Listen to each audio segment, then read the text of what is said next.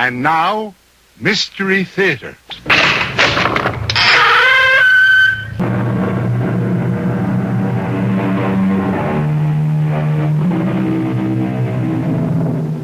Come in. Welcome. I am E.G. Marshall. Welcome to the world of your own terrifying imagination. Since the beginning of time, people have argued about the existence of ghosts. They've been called variously wraiths, specters, phantoms, apparitions, shadows, or shades. But everyone agrees that if there are such things as ghosts, they are the souls of dead persons haunting living persons. And that's what our story is about. Ghosts. No one, Mr. Garth, whether professional ghost hunters or ordinary people, have ever been able to spend an entire night in that house. Well, how many have tried, Mr. Flanders? Well, I know of at least a dozen. And that's within the past 2 years. Well, did you get any reports from the professionals? Oh, sketchy ones. But they all say the same thing. That whatever or whoever it is that haunts that house, the manifestations are the most powerful and evil in their experience. They all mention nameless horrors.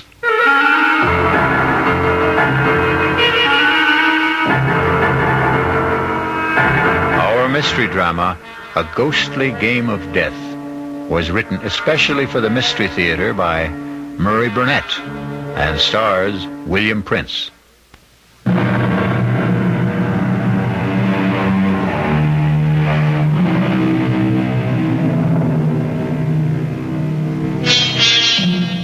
Nameless horrors. A nice phrase. But as soon as you put a name and identity to horrors, somehow they prove bearable. In the last century, people have shown that they can and do bear up under mass genocide and atomic bombings. But the horror that is nameless, that is the most fearful of all. And our spine tingler will try to put a name to one kind of horror. You are not real. There are no such things as ghosts. I'm just imagining things. But I see you. I see you. No, don't hurt me. Whatever you are, please, stay away from me. You want me to leave the house?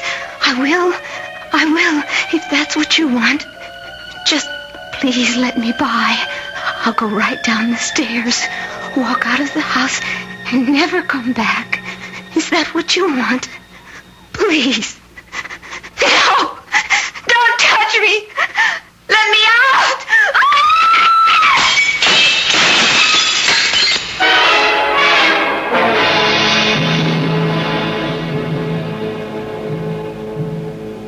Suicide. That's what all the papers say, Mr. Garth. But we know better. It's ghosts.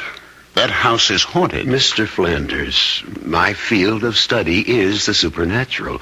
But I can't even begin to tell you whether I can help or not until you get control of yourself. I'm sorry, but this whole thing is just about putting our firm out of business. Well, the house, Mr. Flanders. Do you have anything on the history of the house? Yes. It was built in the early 1800s by a sea captain named Ephraim Hatch, for himself and his bride, a young lady named Lucy Endicott. And they lived in it for some 4 years until the tragedy. Mm-hmm. You have the details? Well, Captain Hatch was supposedly a hellraiser in his youth, but also a great seafaring man. He was in whaling and, if the rumors are true, slave trading. At any rate, he amassed a fortune. He fell in love with this Endicott girl who was the town beauty, married her, settled down, and built this house. Mm-hmm. The tragedy. Well, the story goes, as nearly as we can piece it together, that the captain returned from one of his voyages earlier than expected and found his bride entertaining a lover. And he killed them both. Horribly. And ever since, the house has been haunted and unlivable. We're building a condominium. This house is a key location, right in the middle of the property we own. We can't even get wreckers to tear it down. No one will go near the place. Well, you keep telling me that no one has lived in the house. What about this girl who just died there? Oh, that was a stupid idea of my partner's. Her name was Roberta Ginley, a television reporter. She wanted to make a name for herself, and my partner sold me on the idea that if she spent a night in the house and then went on television and told people about it, our problems would be solved. And now we're in a worse mess than before. That's why we came to you.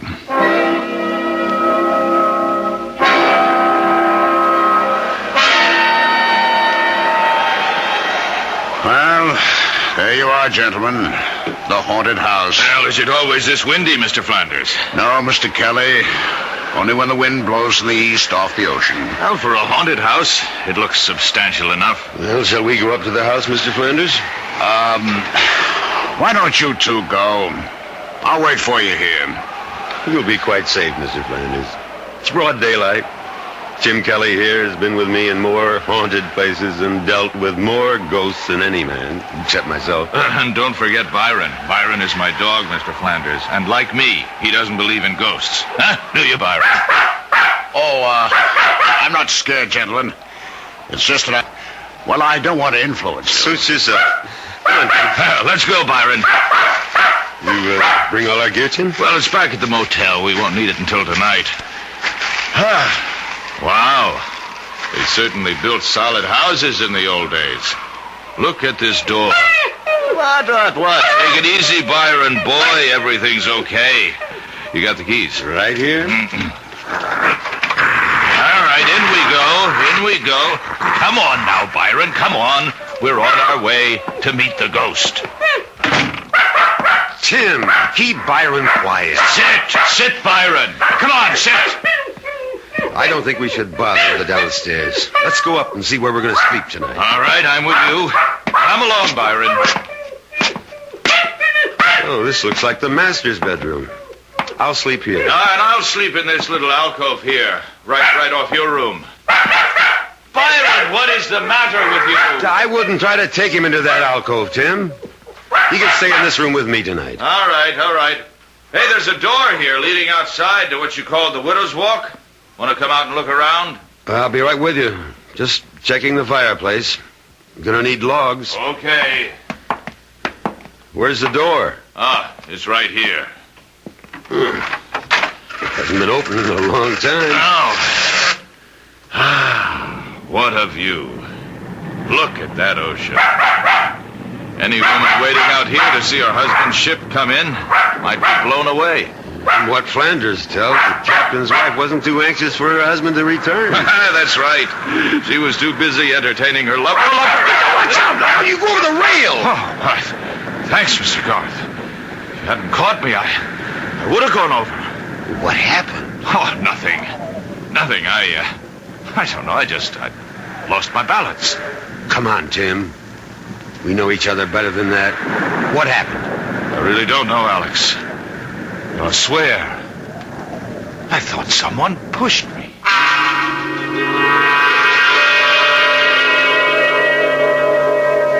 Mr. Garth, I'm not at all sure I'm doing the right thing, and I'll understand if you don't want to go through with this. I'll pay all your expenses to date. You're concerned about my safety? Yes. A real estate deal is important, but not that important. Mr. Flanders, you'll have nothing on your conscience. Tim and I will spend tonight in the house, and by tomorrow, the ghost should be at rest.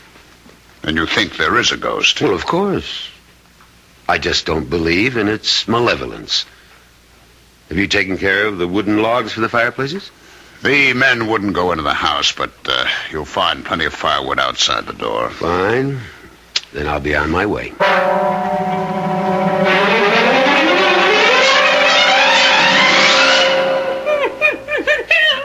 I've never seen Byron act like this. Something to think about. Well, I've been with you on about 50 of these haunted house deals. You think there's something different about this one? Well, I don't know, but I'm going to find out. Well, I've heard that sort of moan before. According to you, Alex, it's a ghost in pain. It is. Sounds like the evening's entertainment is about to start. Tim, Yes, Alex? We've worked together for a long time, and we get along so well because I respect your disbelief in the supernatural. Which has come in handy when I uncovered a few tape recorders and other little fake devices. Right. But for your own sake, Tim, there's something about this house that seems different. Now, please, be careful. Huh? You trying to scare me? Oh, I don't think that's possible. Right. Now, how about some wood for my fire? Oh, whoever you are, if you're trying to scare us, it's not going to work. You know, in all the years we've been working together, Alex, I've yet to see a ghost. But you've heard them. Oh, so you tell me. You talk with them. I just hear noises, and sometimes they're man-made. Mm-hmm, and sometimes not. Would you strike a match, please? That's better. Get some of the chill off the room. Fireplaces always seem to make a room more cheerful. The electricity must have been installed around, I guess the turn of the century, huh? Well, I've seen brighter lights, but at least we have lights. And candles. Oh, did I share mine with you? No, I have a supply back in my room. Oh, all right. Here we go again. Spirit wrapping. Oh, now I've made it angry. Shut up. Listen to me. Whoever you are, my name is Alex Garth. I would like to help you, but I can't unless... Doesn't want to talk to you, evidently, Alex. We'll see. Although you're my friend in a lie, you are often a disturbing influence. Now, I won't deny that I'm an unbeliever. So I'll turn in now that the fire's going. And you can go back to your side of the room and commune with the spirits. And with each other, Tim. We'll check with each other, as we always do.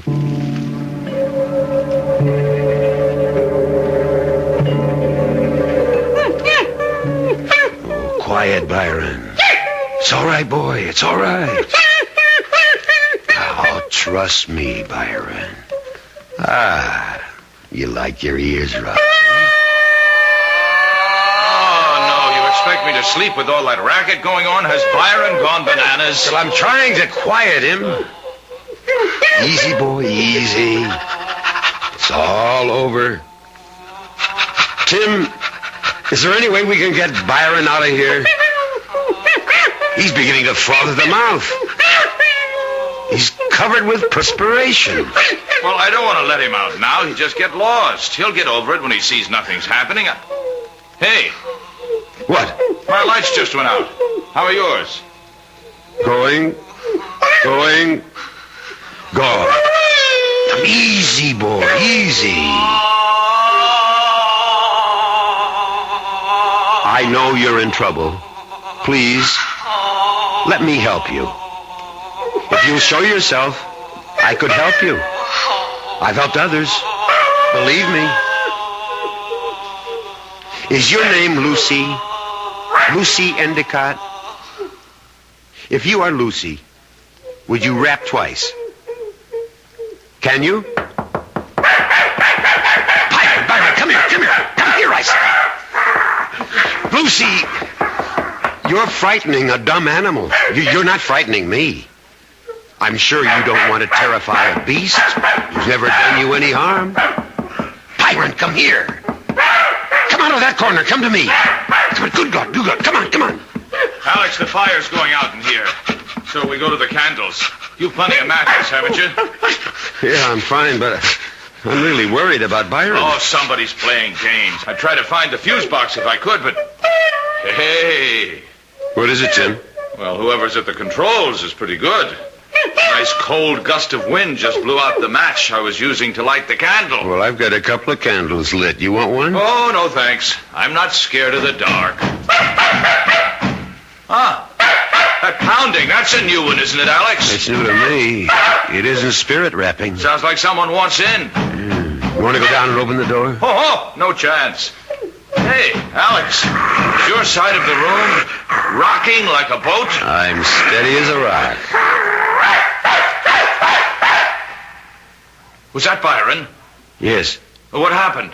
I'm not sure. He's dead, Tim. What? His neck seems to have been broken.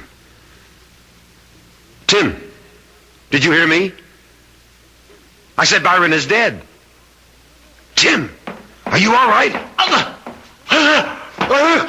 Tim, what is it? Run for your life.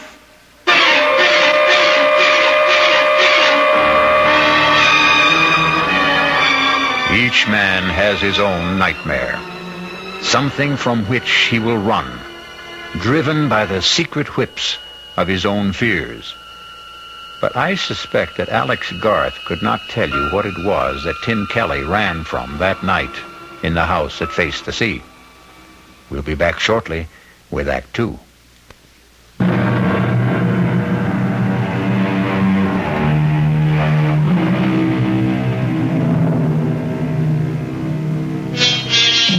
Alex Garth, authority on the supernatural, has undertaken to spend a night in a house so demon-ridden that workmen have even refused to tear it down. Deserted by his friend and ally, Tim Kelly, who fled in terror from unknown fears, Garth knew that he had to face the rest of the night alone as the heavy outer door boomed closed behind Tim Kelly.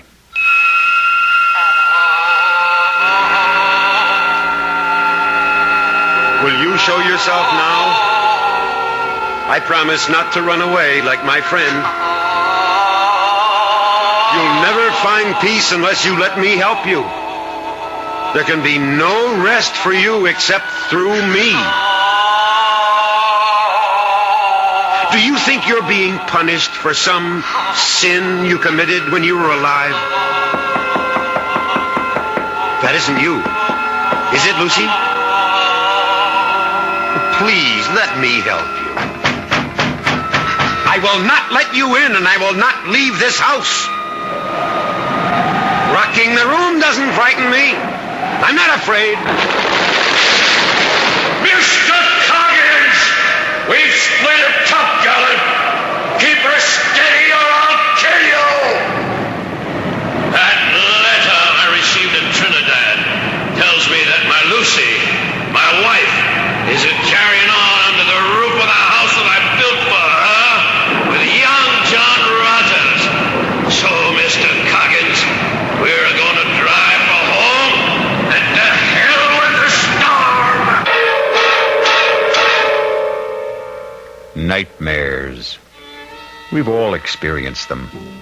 But I venture to say that none of us has experienced the horrible sights, shapes, and sounds that Alex Garth saw and heard in that dark room of the haunted house for the next hour.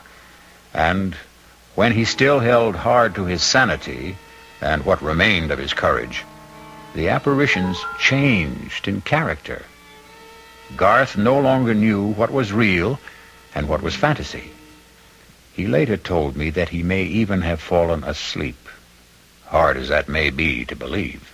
Alex Garth? Lucy? I am Lucy. Am I not fair, Alex Garth? Yes. Even beautiful? Very beautiful. Would you not like to touch me, Alex? Even if I wanted to, I could not. You think I am cold and repulsive. That is what you think. John, tell Alex how nice I am to touch. You are very nice to the touch, Lucy. Was John your lover? You do nothing but ask questions, Alex Garth. What should I do, Lucy? Make me feel once more the touch of a man you love. And Lucy, you're in torment. I can only give you peace. torment? Why should I be unhappy? I live here in my house and... Of course, we were naughty, John and I. We tried to frighten you. But that was only because I don't like strangers in my home. Apologize to Alex, John. This is a childish game you're playing, Lucy. But I adore games. I love games. Come, dance a minuet with me, Alex. Isn't the music lovely, Alex? I don't dance the minuet, Lucy. John, you dance with me. This was how John and I first met. Doesn't he dance beautifully, Alex? Very beautifully. Remember, John? Remember how you looked at me that night? Yes. And that old witch Hannah saw it and wrote the letter to your husband. Oh, not then, John. It was much later. Look at me that way again, John. Oh, you're no fun. No fun anymore at all, John. Alex, you come and dance with me. No, thank you. You are afraid, Alex. Yes, I am afraid. John, you heard. He is afraid. I said I was afraid, Lucy, but not terrified. Fiddlesticks. You play with words, Alex Garth. And you want me to play ghostly games with death, don't you, Lucy?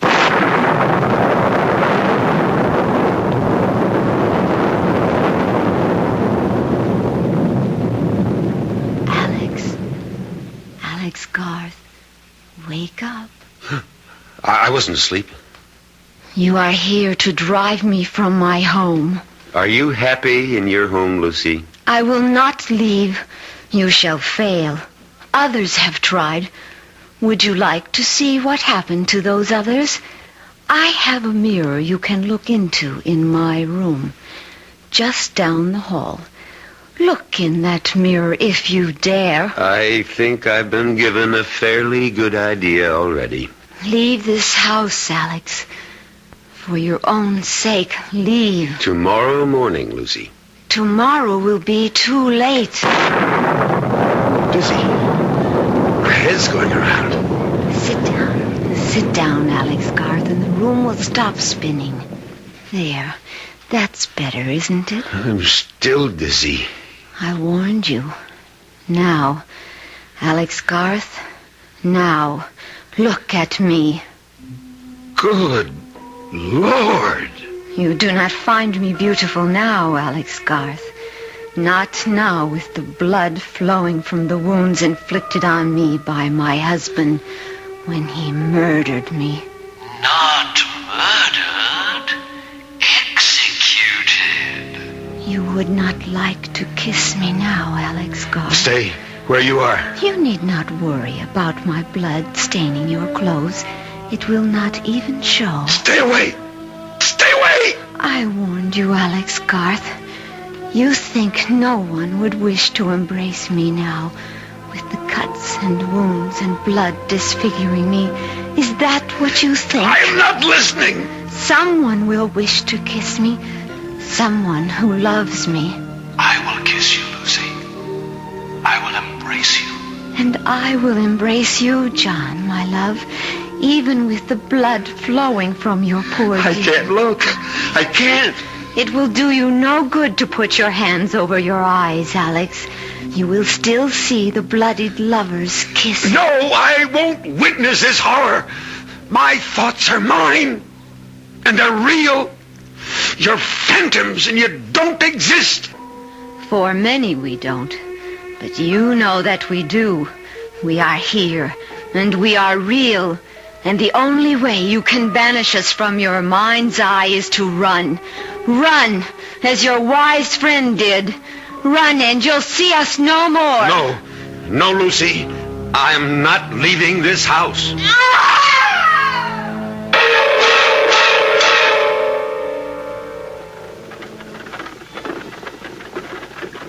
This is the carriage bearing me to the burial ground, Alex. If you open your eyes, you can see into the coffin. The undertaker did a fine job. I looked almost as pretty as I did before I died. I was wearing the dress you see me in, Alex, and the only mourner following the carriage was my mother, the only person in the town who wasn't afraid of my husband's wrath, the only person who didn't believe I was a wanton. Do you believe that? Yes. You do? Yes. Everyone feared Captain Hatch. And you, Lucy, most of all, you still fear him. No. Oh, why won't you go? Like you, Lucy, I am bound.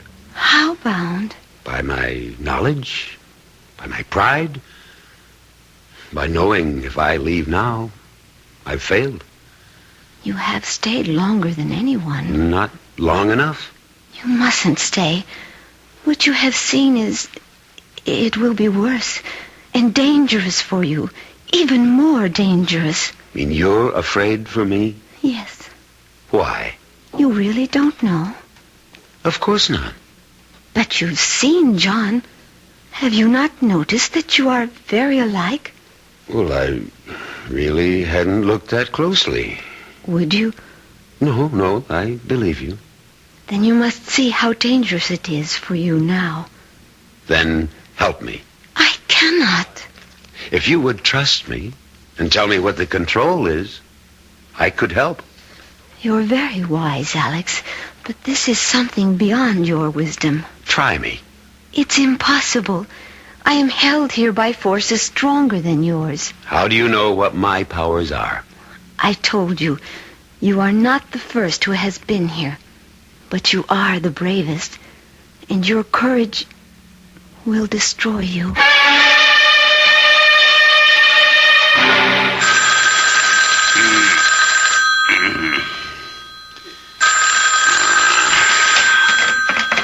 Hello. Mr. Flanders? Who's this? Kelly. Tim Kelly. Where are you? Boston. But what are you doing? Mr. Flanders, I owe an apology, but I owe Alex a lot more than that. Mr. Flanders, you've got to get Alex out of that house. What happened? Just get him out. It's 4 o'clock in the morning, Kelly. You woke me up. I'm not quite functioning yet. What did you see? What's in that house? Demons. Well, I thought you didn't believe in ghosts. No, but I believe in evil. And Mr. Flanders, in that house, you can actually feel the presence of evil. It's all around you, and it's dangerous. Now, listen, Kelly, Garth knew what he was getting into. It's up to him to handle it. I tell you, his life is at stake. Well, if you're convinced of that, then it's up to you to do something about it. Not to run away.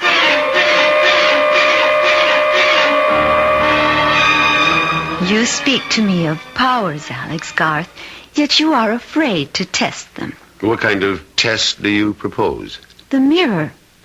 The mirror in my room. Let's go. Well, come along. I'm warning you, Alex Garth. Wait a second. Your death machine will not help you. Death machine? Oh, you mean the revolver. Call it what you like. It spits fire and noise and has been used stupidly by stupid people against us. Surely you know better, Alex Garth. No, it gives me something to hold on to. Come on. You could try to hold on to me. This is your room? You fear to go in? Well, I'm wondering what it is about this room that... This is the room Tim ran out of, isn't it? The mirror is over here. Now, look in the mirror, Alex Garth. Look well. See, Alex Garth? Is that you, Lucy? It is I, Alex, as a very young girl. And your schoolmates? Who are they? Schoolmates.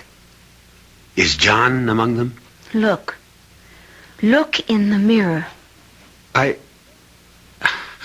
I can't make out the faces. Now you're grown. I can't. Oh! No! No!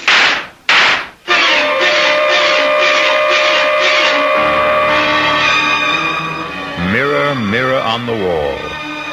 What did the hunter of ghosts, Alex Garth, see in the mirror that so terrified him, he lost his head and shot at the images in the glass? I'll be back shortly to tell you what Garth saw when I return with Act 3.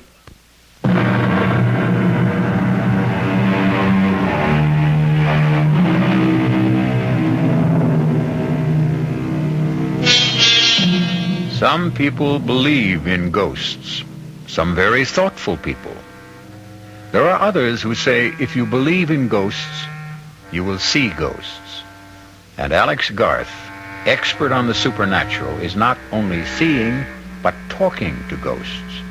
As experienced and as cool a ghost hunter as Alex Garth has just committed the childish act of firing his revolver into a mirror, shattering the glass into 1,000,000 pieces, and doing the same to his composure. Stupid. Stupid, stupid. Breaking the mirror isn't going to change anything, Alex Garth. The only thing you can do is leave. I'm not leaving, Lucy, until dawn. If you stay, your mind becomes a mirror. A mirror for all the things you don't want to look at. Well, if I have to look, I will. Then farewell, Alex Garth. You and I will see each other. But we can no longer talk until you join us. Join you? You are doomed. You will join John and me here in my home for all eternity. And God help you, Alex Garth, because I no longer can.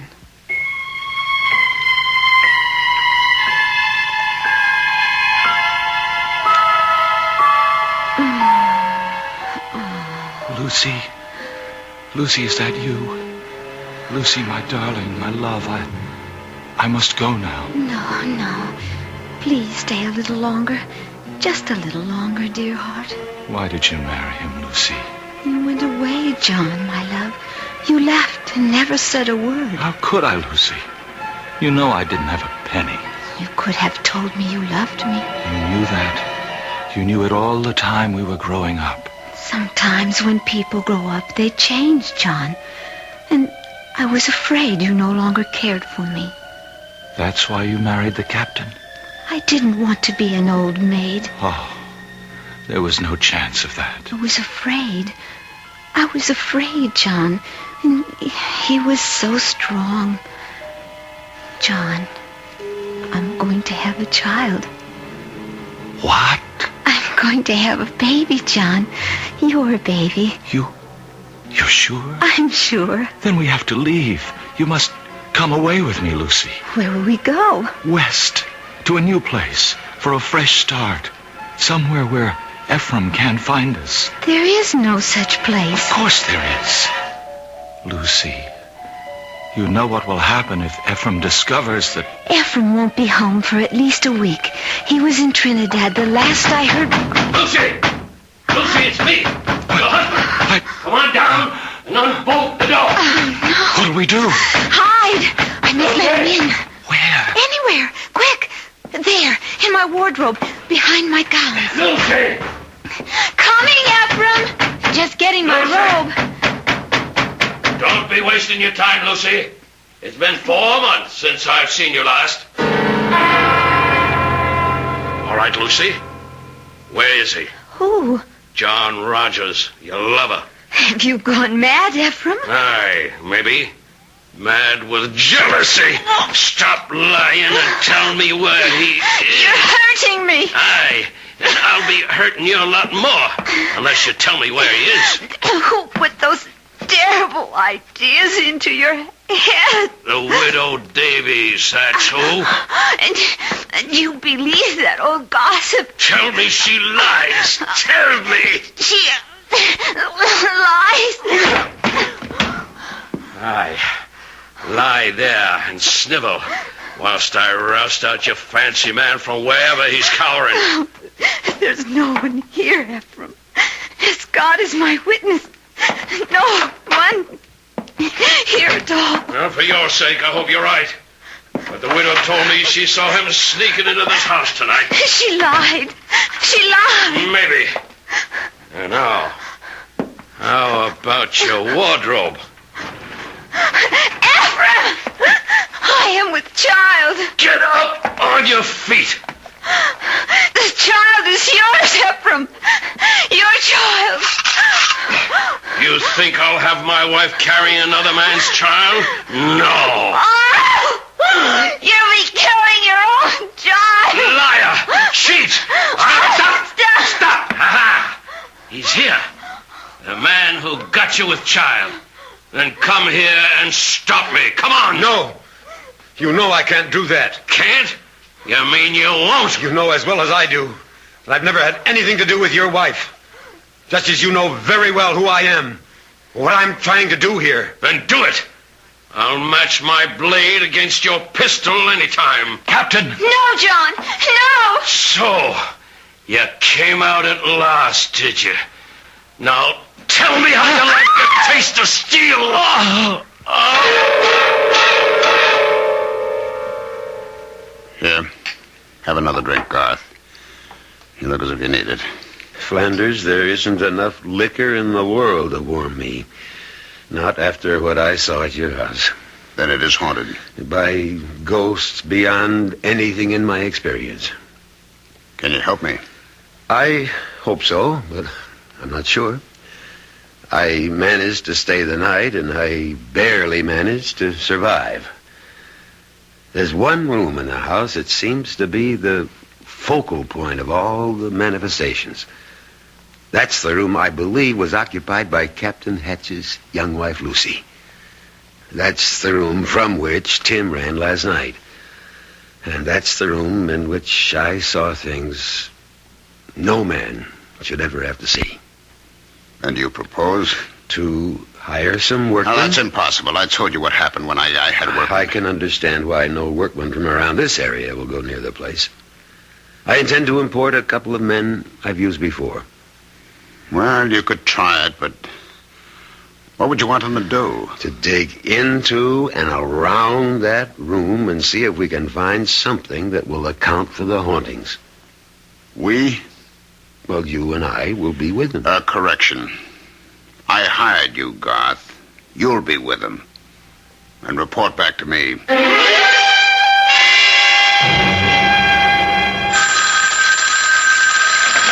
Hello? Flanders, this is Alice Garth. I'm calling you from a diner just down the road from the house. With good news? With news. My workman walked out. Well, that's that. If you want that house cleansed, all I ask is you meet me there in half an hour. Well, why do you need me? Well, for two reasons. One, I don't know what may have to be done to the house, which is your property. And two, I don't think one man can do all the necessary digging that may have to be done.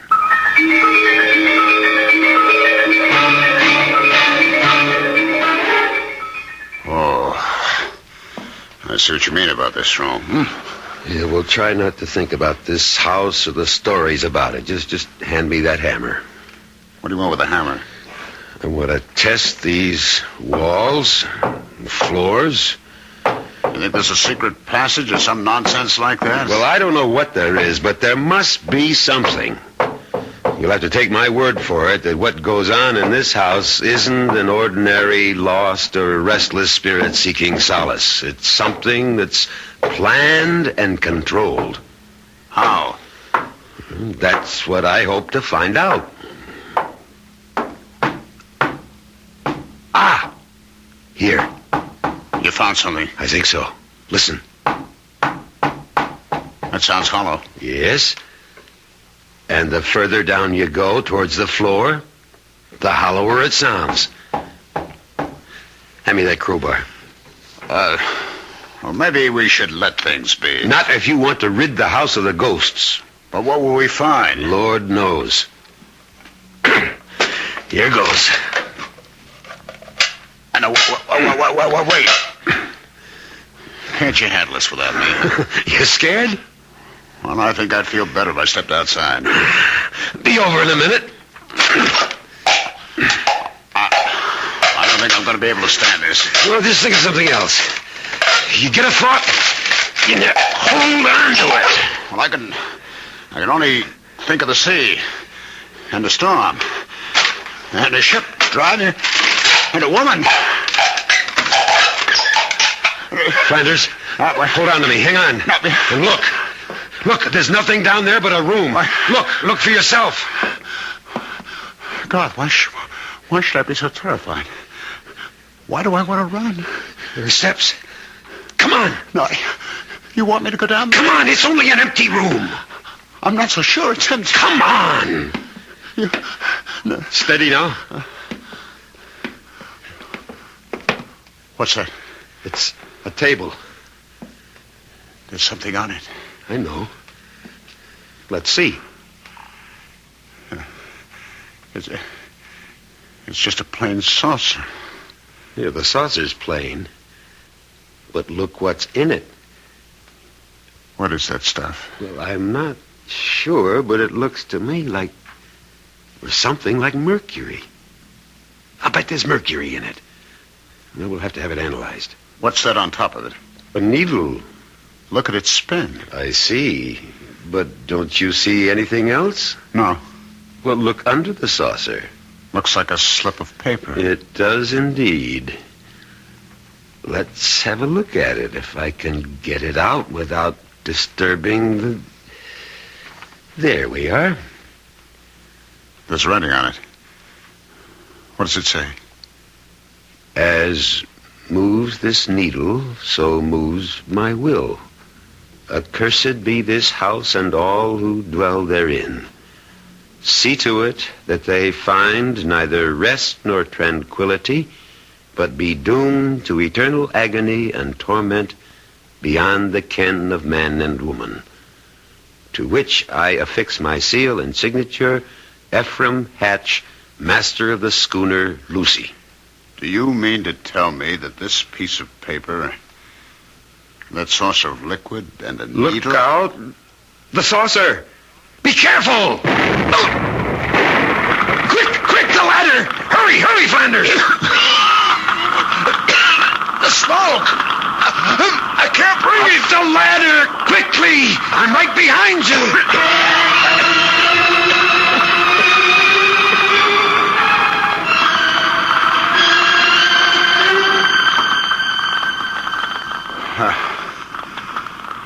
How do you say thanks to a man who saved your life? Oh, don't bother. You wouldn't have been down there in the first place if I hadn't insisted. I owed it to you to get you out of there. Garth. Yes? I want to explain about my upsetting the saucer. I wouldn't say this to anyone except you, but I'll swear that something pushed my hand. Do you believe that? Yes, Flanders, I believe it. And now your house is cleansed. The fire will see to that.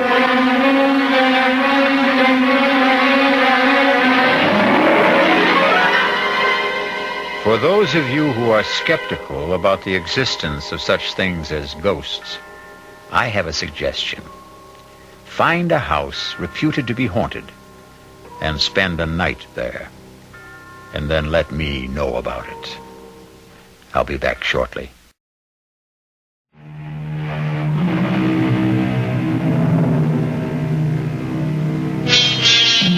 Alex Garth is still an avid investigator of the supernatural.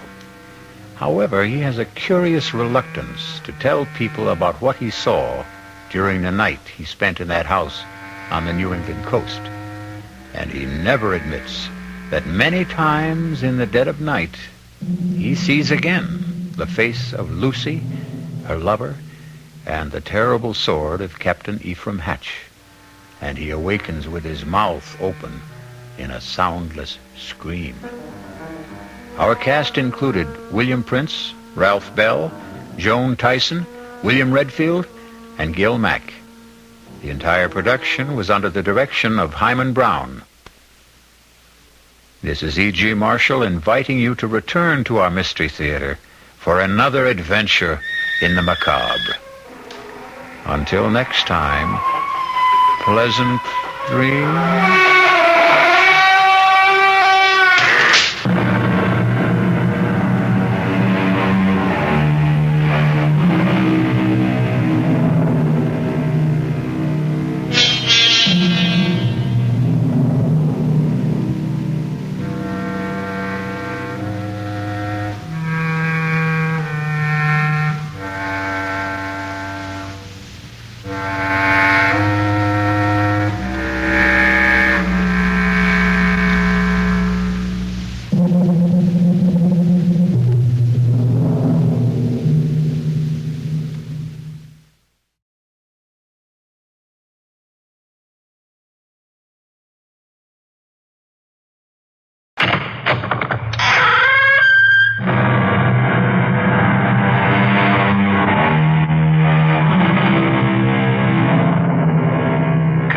return. Welcome.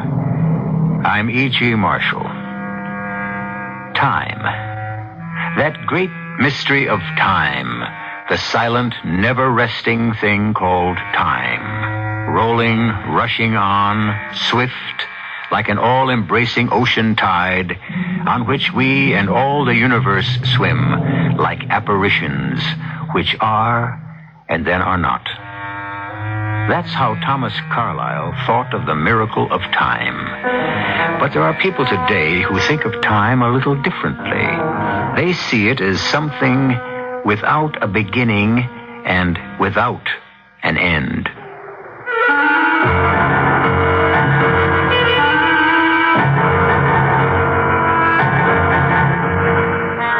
Our mystery drama, Time Killer, was especially written for the Mystery Theater by Arnold Moss and stars Mandel Kramer.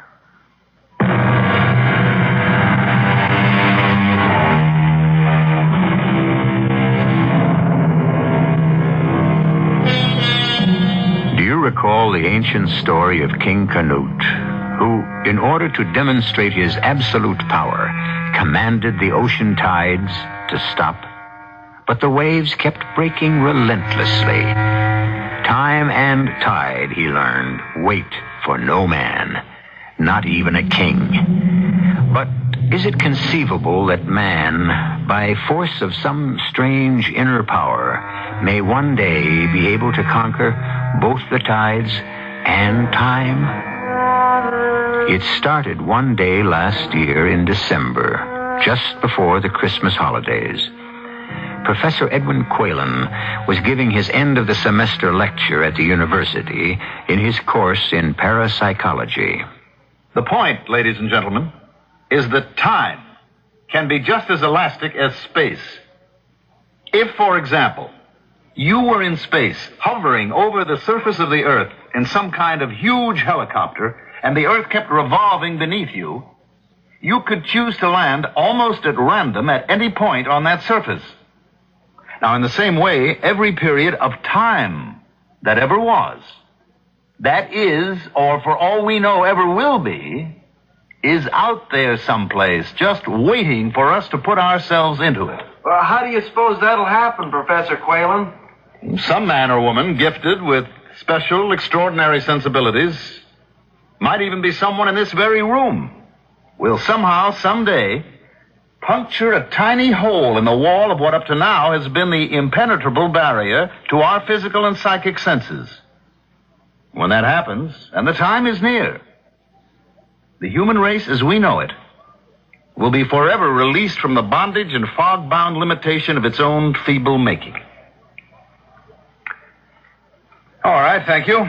And whether you're leaving New York City or staying right here, I want to wish all of you a very pleasant holiday and a happy New Year. Professor Quaylen, if you have a moment, I'd like to ask a question. Oh, certainly, Clovis. Miss Mason, I hope I can answer it. Well, I'm almost positive you can. I'm practically starved. How soon do we eat? As soon as the rest of the class clears out. Oh, I am really looking forward to these next few days with my favorite teacher, Professor Quaylen. No more than I with my favorite graduate student, Clovis Mason.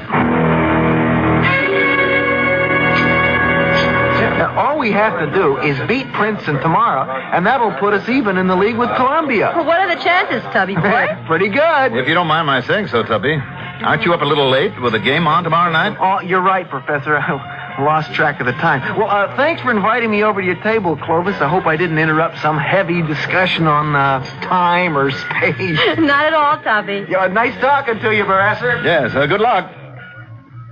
The body beautiful, the brain non-existent. That wasn't very nice of you, practically asking him to leave. It wasn't very nice of you. We're very discreet, for that matter, asking him over to our table. Well, what harm is there? Anyway, what do you care? Well, I wouldn't like you to cost me my job. You're really scared I might? Well, you know how I feel about being so much older than you. And besides, I always get a little edgy and tense in a place like this. Ed, why don't you just relax? I do try, you know that. You keep telling me all the time about the self-discipline you learned in those 12 years you spent in the Himalayas. Where was it? Nepal? You know, 98% of the time you're wonderful. Thank you. When you want to be, you can be the calmest, easiest, most charming man in the world. And such fun to be with. And the other 2%? Well, like now, nervous, irrational, and sometimes a little scary. But you're improving every day. Well, I thank you, ma'am. You know, sometimes I think it's a shame that we didn't keep prohibition. Prohibition? What's that got to do with it? What's the word? I get so uptight in places like this. I mean, in the old days, way before you were born, actually, I was hardly more than a kid myself, there used to be wonderful little places, speakeasies, where two people like you and me could go for a good dinner and a quiet, relaxed evening together and no noisy kids barging in on you. And discreet? Very. I'll bet you'd like nothing better than to turn up in one of those joints, if that were still possible. It is possible, and they were not joints. As a matter of fact, maybe that's where I should have taken you tonight. You know, there are still one or two of them around. They keep up the appearance of how they used to be. Well, why didn't we go to one of them? I never really want to see the inside of one again. Ever. Really? At the same time, I have mixed feelings. Because I'd give almost anything if in some way I could follow up what once happened in one of them. A long time ago. Follow up? I've never told you about it for a very good reason. You see, one night, I met this character and things began to happen. Before I had the chance to find out what was really going on, I ran out on the whole thing. I don't know what you're talking about. Oh, forget it. It's too long a story. But if I could ever... Ed, this, theory of time that you believe in so deeply, just suppose in some way you could prove it actually works. Well, you know that someday it will. Of course. And suppose that I was the one who would prove my own theory correct? That a person of particular sensitivity could more or less pick his own period of time? And as well as place? And deliberately project himself into it? Why not? Why not? Why not indeed? And when I do, I tell you that... Ed, put that glass down. You'll break it. Ed, what have you done? You've broken the wine glass right in your hand. It's the strangest coincidence. Coincidence? Oh, you're bleeding. Here, let me tie my napkin around your fingers. Oh, waiter. Is there anything I can do, Clovis? Oh, Tubby. He's had a little accident. Have you got your car here? Oh, sure thing. Would you give us a lift to his apartment? Well, of course. Get out of here, the two of you. What? Leave me alone. Dad. I want to be alone. I'll take care of everything myself. I don't need you. I don't need anybody. Clovis and Tubby left. I got up to leave. With no warning, I suddenly felt very dizzy. I found it hard to breathe. The whole restaurant started turning around me like a huge spinning top. Somebody loosened my tie, gave me a drink of water. The next thing I knew, I was walking up Fifth Avenue somewhere in the 50s. Without thinking, I automatically turned west into 52nd Street. In minutes, I was standing in front of a darkened door, ringing a bell. I was at Luigi's. It had always been one of my favorite hangouts back in the old days. A peephole in the door opened, an eye appeared. The peephole closed. There was a pause. The door opened. Well, evening, Mr. Quaylen. Ain't seen you in some time. Well, I've been a little busy. Good crowd tonight? Oh, can't complain. Why the peephole? Can't be too careful, Mr. Quaylen. You know that? Not these days.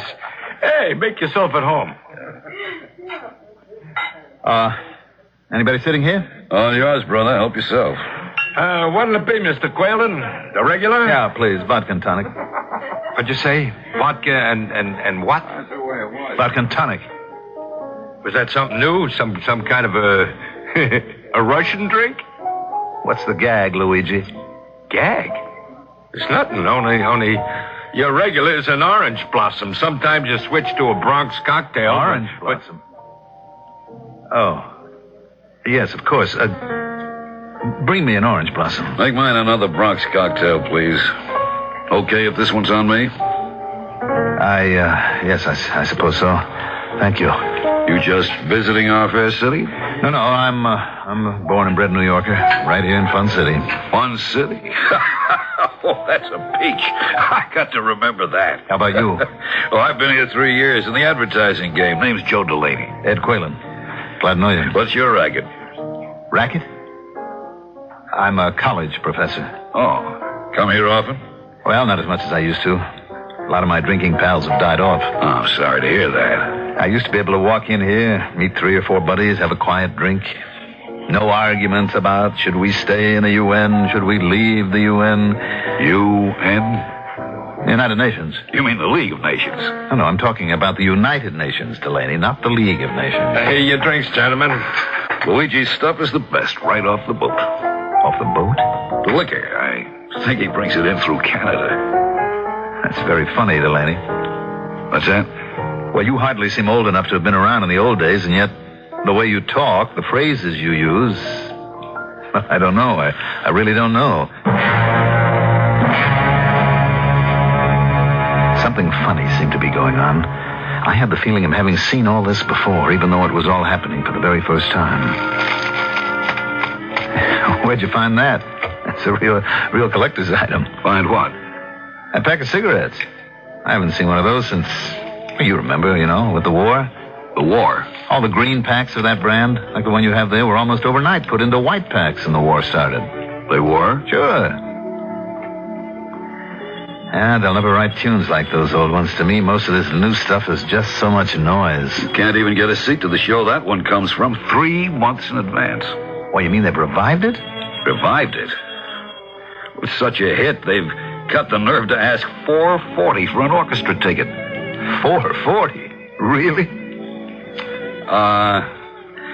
Things are kind of dead here. What do you say we toddle over to the Casablanca? I haven't been there in ages. Where is it?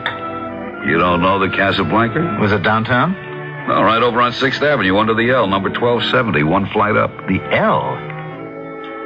Come on, Ed. I think we can both use a little air. What's the damage, Luigi? Here's the bad news, Mr. Delaney. Okay, here. Delaney, you don't mind if I call you Joe? No. I hope you won't be offended if I tell you that some of the expressions you've been using are a little puzzling to me, a little peculiar. How so? Well, things like the advertising game. I haven't heard that in years. What's the damage? Toddle over to the Casablanca. I haven't heard anyone talk like that, and I can't remember. Well, now that you mention it, there are a couple of things you've been saying I find a little odd. No offense, of course. Like that first drink you ordered, what was it? Vodka and what? Tonic. Fun City? United Nations? The war? The war has been over since 1918. Here's your change, Mr. Delaney. Wait a minute, I don't believe it. Where did you get those bills, Luigi? I robbed a bank. Where do you think I got them? Where I get all of them, Mr. Quaylen, from customers like you. But the government withdrew those large-sized bills back in 1928. That's when they put out the smaller ones, like these. That's absolutely amazing. Well, what are they anyway? Counterfeits? You ever see these little bills, Mr. Delaney? Is this another gag, Ed? Like trying to make us think you couldn't remember what kind of a drink an orange blossom is? What is this, Ed? That's what I intend to find out.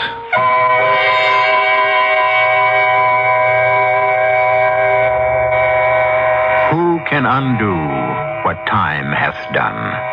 Who can win back the wind? Not an easy question to answer. Most of us acknowledge the idea that life is but a dream. We are not quite ready to accept the notion that time, too, may be nothing more than an illusion, which is what our friend Ed Quaylen, professor of parapsychology, may or may not be about to discover. I'll return in a moment with Act 2.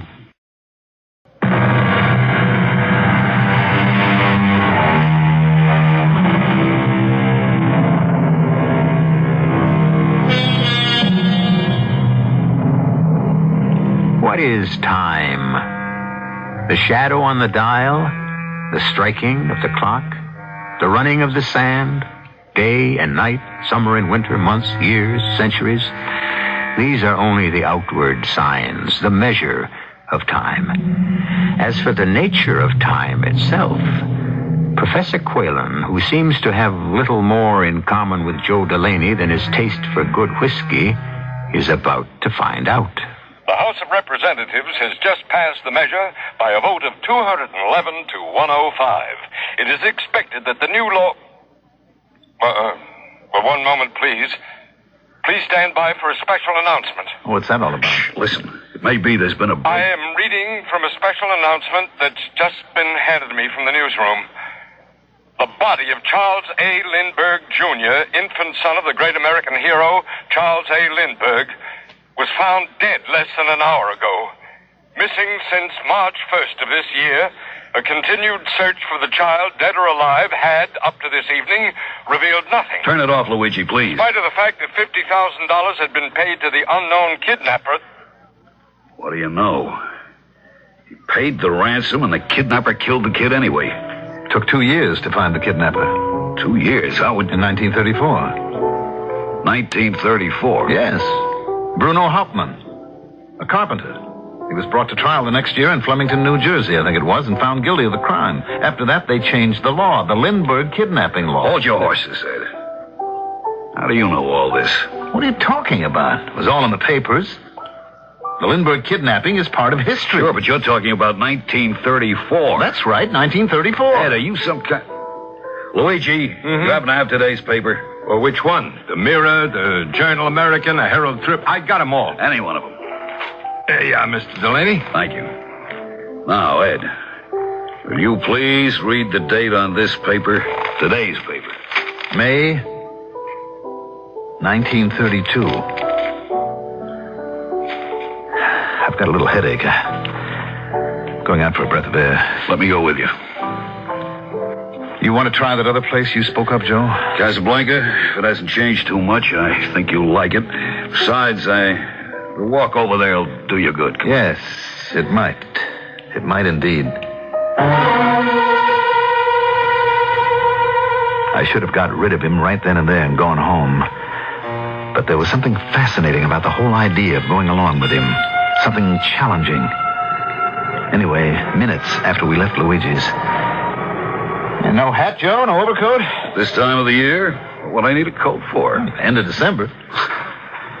I make it the middle of May, Ed. A pleasant spring night with even a touch of summer in the air. I mean, what am I doing with this heavy coat? Muffler, fur-lined gloves.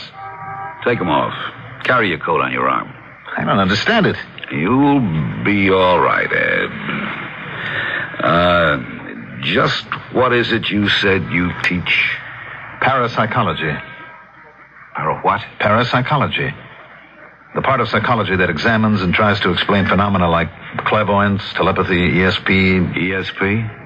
Extrasensory perception. Would that be something like, mind reading? Well, not exactly.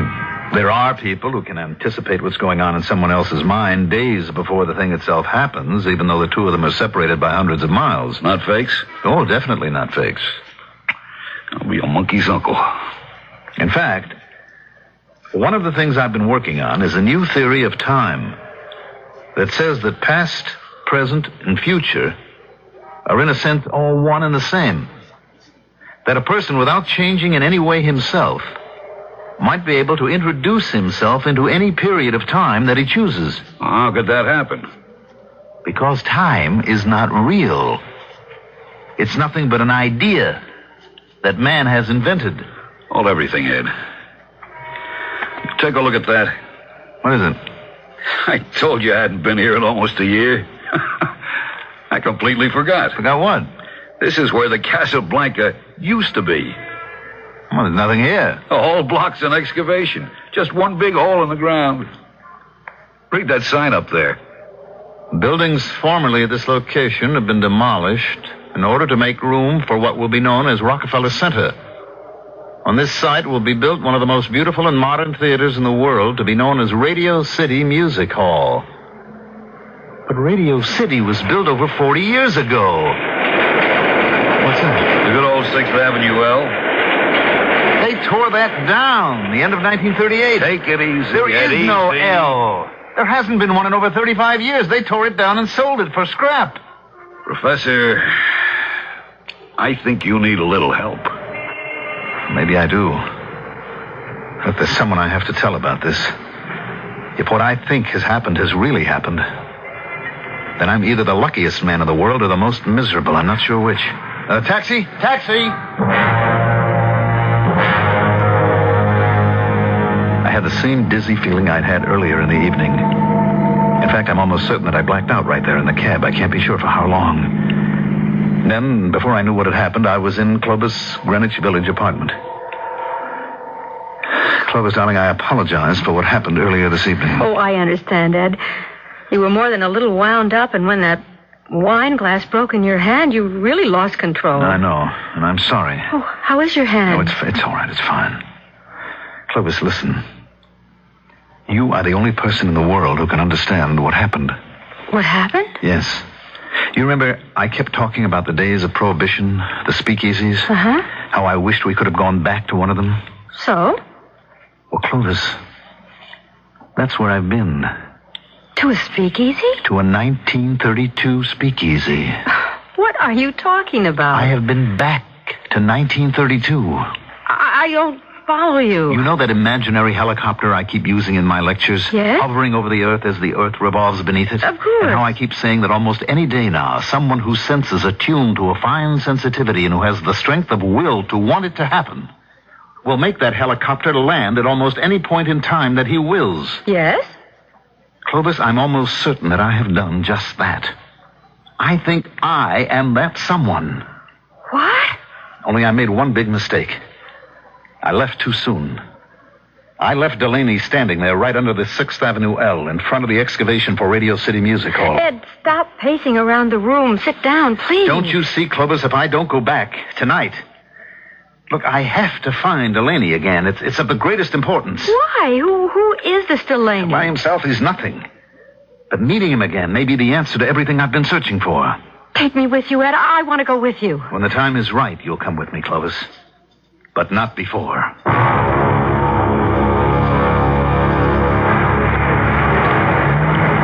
The night had become quite cold. There was a feeling of snow in the air.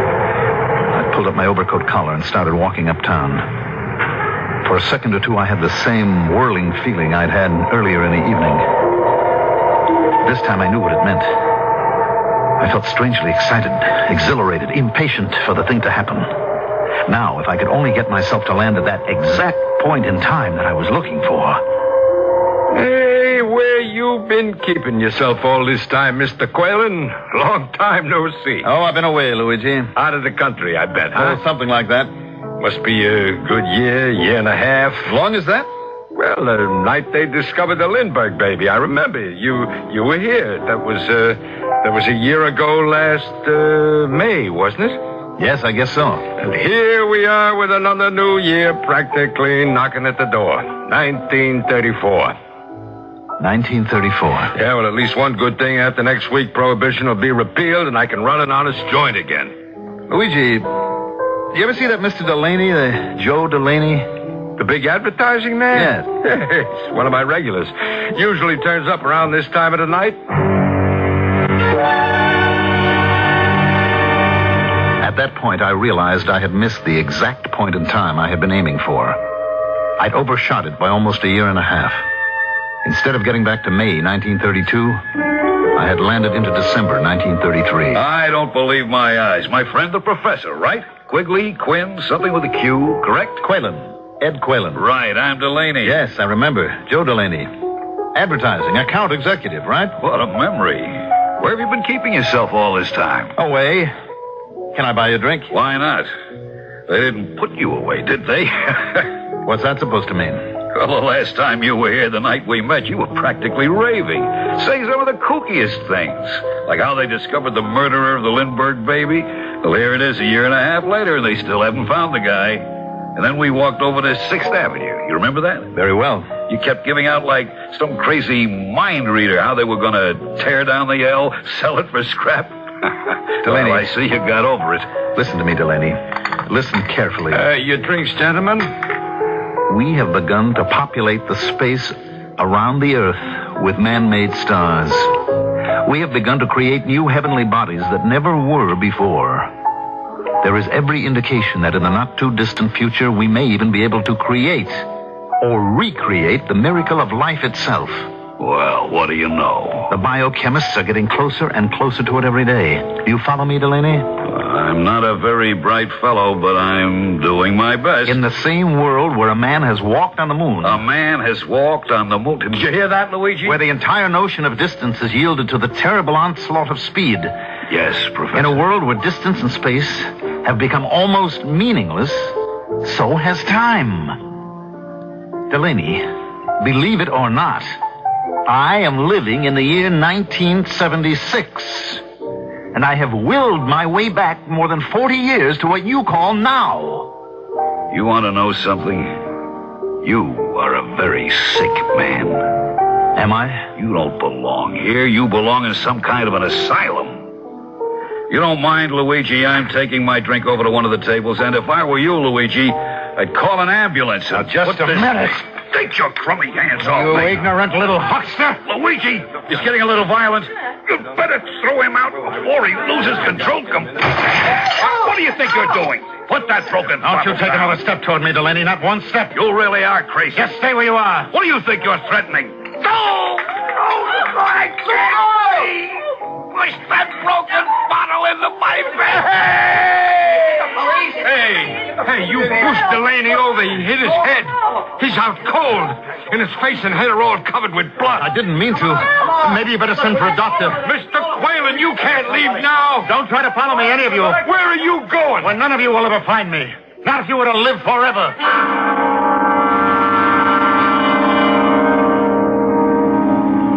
The world-famous British philosopher Alfred North Whitehead said some years ago, "Heaven knows what seeming nonsense may not tomorrow be demonstrated truth." The miracle by which you now hear my voice began in the great mind and imagination of a man whose dream was, at the start, called childish and nonsensical. A wild dream called radio. I shall return shortly with Act 3.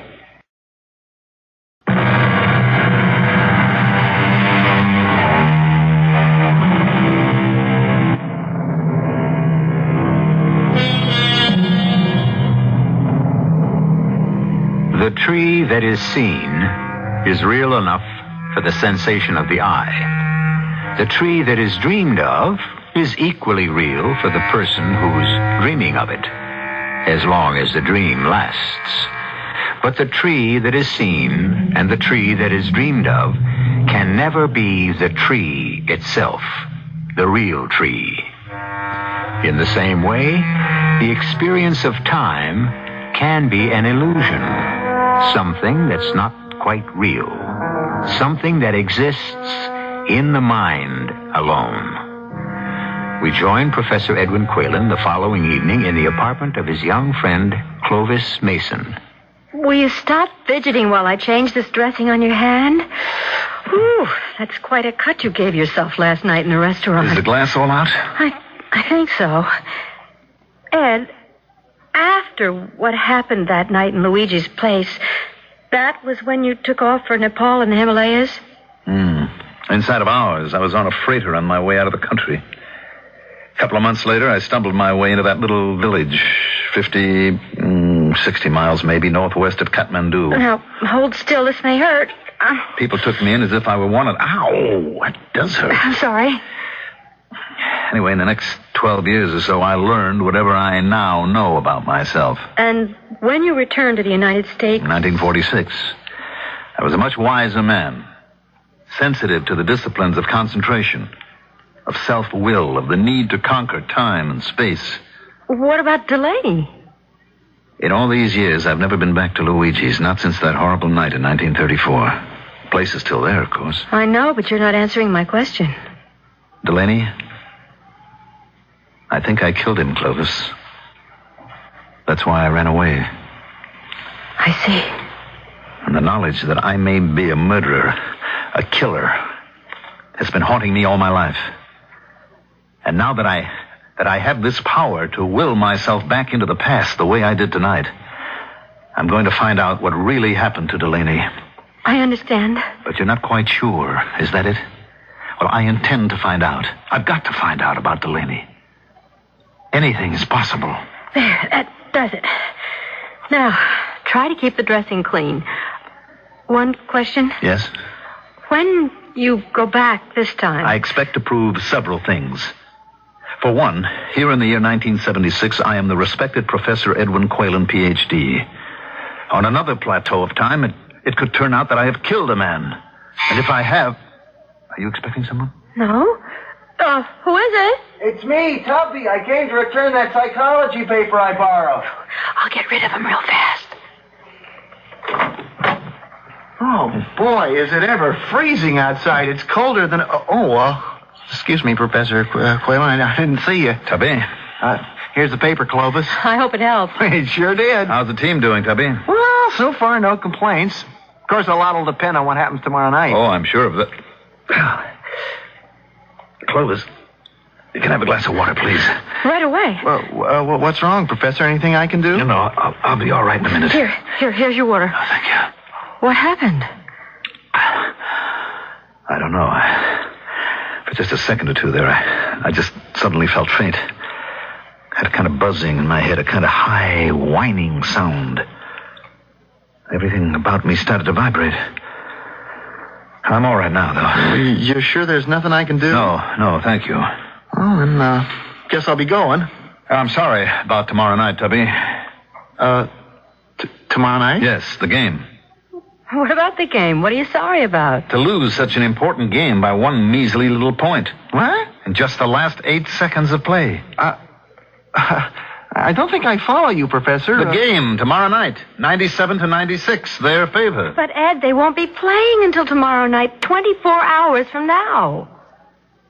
That's quite true, isn't it? Yeah, if you'll excuse me, I think I have to be going. You sure you're okay, Professor? Yes, I think so, Tubby. 97-96? That can't be. It just can't.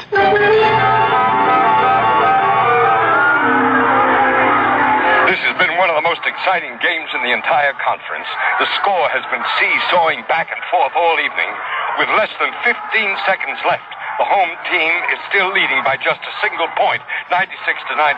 Oh, Red Summers has just got hold of the ball. We're ahead, Ed. I'm so glad you were wrong. He pivots. He passes it to Tubby Sammartino. Tubby shoots. Oh, no, it just misses the basket.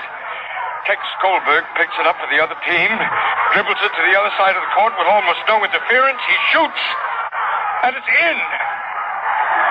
The score is 97-96, their favor. That's what you said. That wraps up the game. The home team has lost by a single heartbreaking point, 97-96. And with the conclusion of this... Ed. Yes? How did you know? How tonight's game would turn out? I'm not altogether sure. It just sort of came to me. How? When? I guess it was when I got that dizzy spell. Clovis. What is it? Clovis, could this possibly mean that I'd actually done it? That I've gone ahead in time? You know how I've always said that imagination is the beginning of all creation. Lesson number 1 in your course. That you imagine, you conceive the thing you desire, that the next step is to will, to make happen the thing that you imagine.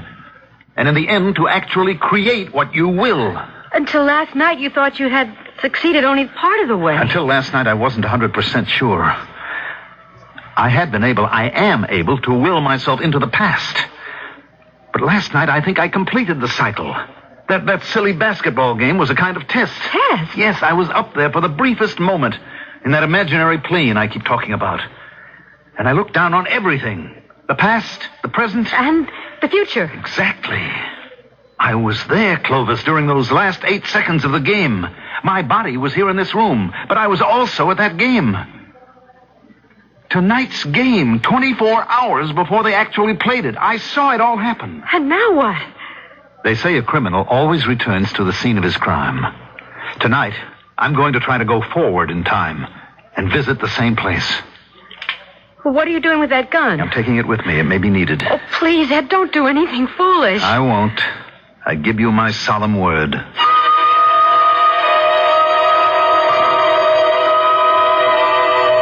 left Clovis' apartment and started walking. I can't recall which way I was going. Toward the river, I think. Then, just as it had happened before, I heard that weird ringing in my ears. Everything got blurred before my eyes. The next thing I knew, I was sitting on a stool at the bar in Luigi's. Here you are, sir. Your drink. Thank you.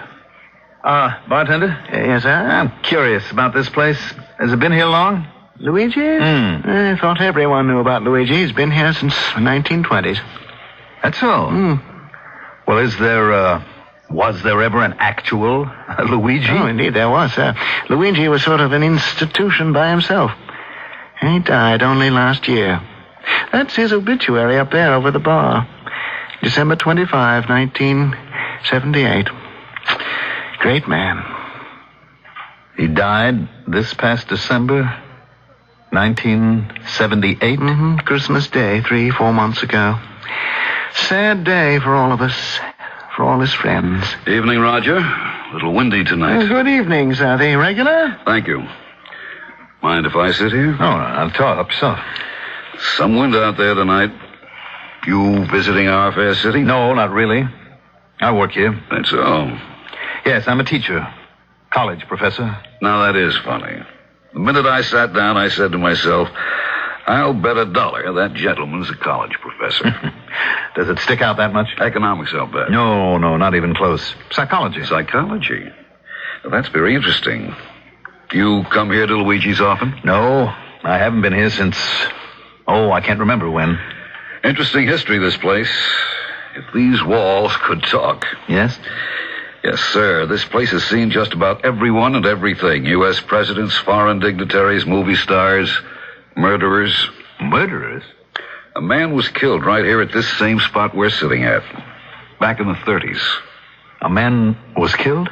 Never found the fellow who did it. Disappeared that same night into thin air.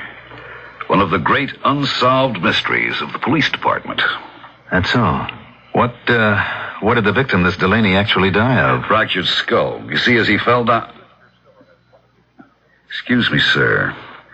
Did you just say Delaney? Yes, the name of the man who was killed. How did you know his name was Delaney? Oh, you just said so. No, I did not. I mentioned no name. Well, that's funny. I thought you had. I guess maybe I had read about it at one time, and the name just stuck in my memory. Of course. By the way, what did you say your name was, Professor? Quaylen. Edwin Quaylen. I thought so. You thought so? Why? Do you know me? You have no idea how happy I am to meet you, Professor Quaylen. Wait a minute. What do you think you're doing? Putting handcuffs on you, Professor. You're under arrest. Are you out of your mind? Not quite. I'm a detective attached to the 17th Precinct. I've been looking for you for a long time, Professor. What's this all have to do with me? This is a double pleasure, a double satisfaction. Your drink, Mr. Delaney. Thank you, Roger. Delaney? Yes, I'm Vincent Delaney. You see, Professor, the man you killed, Joe Delaney, was my father. And that's why... Well, you'll never get me. Never. Wait a minute. What's happening? Where are you? No! Roger, have I gone out of my mind? Did you see what I saw? I don't believe it. He vanished. He disintegrated right in front of our eyes. And the craziest thing, he took my handcuffs with him wherever he went. And if they think for 1 minute that I'm going to live out the next 3 years just waiting for them to catch up with me... Ed, what are you doing with that gun? Put it down. I will not spend the rest of my life in jail. Give me that gun, Ed. Go ahead. Open it, Clovis. Open it. I'm going into the bedroom. Oh, hi, Clovis. I was wondering if you and Professor Quaylen might like to be my guests. Guests? Yeah, at next Saturday night's game. I got 2 complimentary tickets to every game. No. Oh, dear Lord in heaven, no.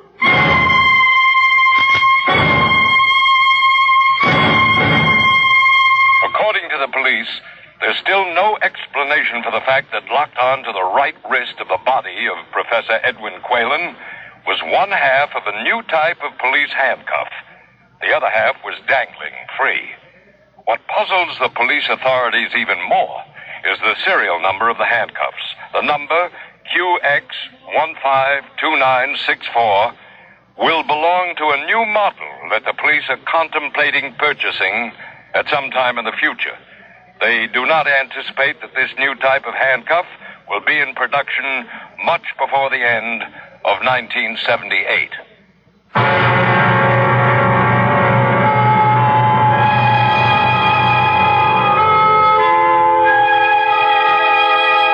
When Columbus, Magellan, the Phoenician navigators probed into the mysterious realms of the distant and the unknown, they hadn't the remotest idea that they were among the first to do away with distance and space. Once they were able to measure things, nothing was quite as immense as it was before. Nothing was too big to be firmly grasped by man's imagination. Even the idea of time. I'll return in a moment.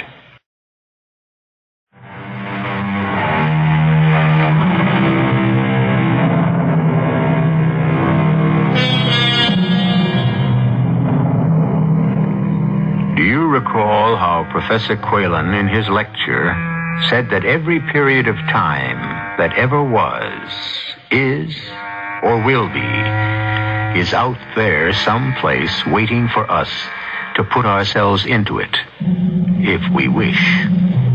That some specially gifted person might one day penetrate the barrier of time and do what now seems impossible.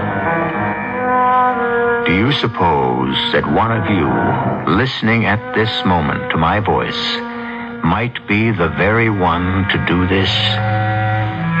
Our cast included Mandel Kramer, Rosemary Rice, Jackson Beck, Russell Horton, and Arnold Moss. The entire production was under the direction of Hyman Brown. This is E.G. Marshall inviting you to return to our Mystery Theater for another adventure in the macabre. Until next time, pleasant dreams.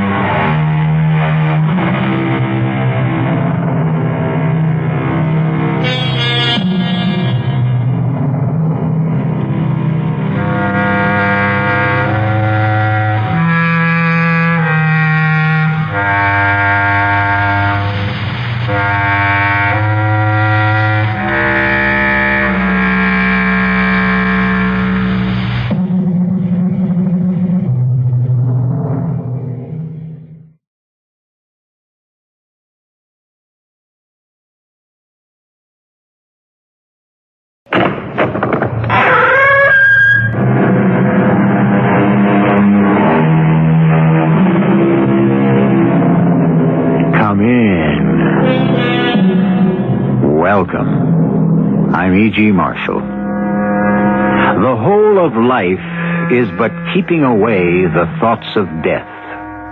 Those are not my words. They were set down in the 18th century by an Englishman named Samuel Johnson. Our persistent, incurable optimism drives us to live as though there would never be an ending. The knowledge that life will close is buried deep and covered over.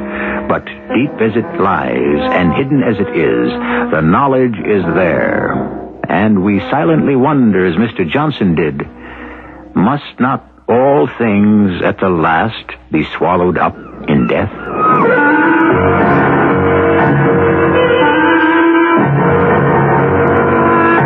Our mystery drama, The Unquiet Tomb, was written especially for the Mystery Theater by Elspeth Eric and stars Fred Gwynne. I'll be back shortly with Act One.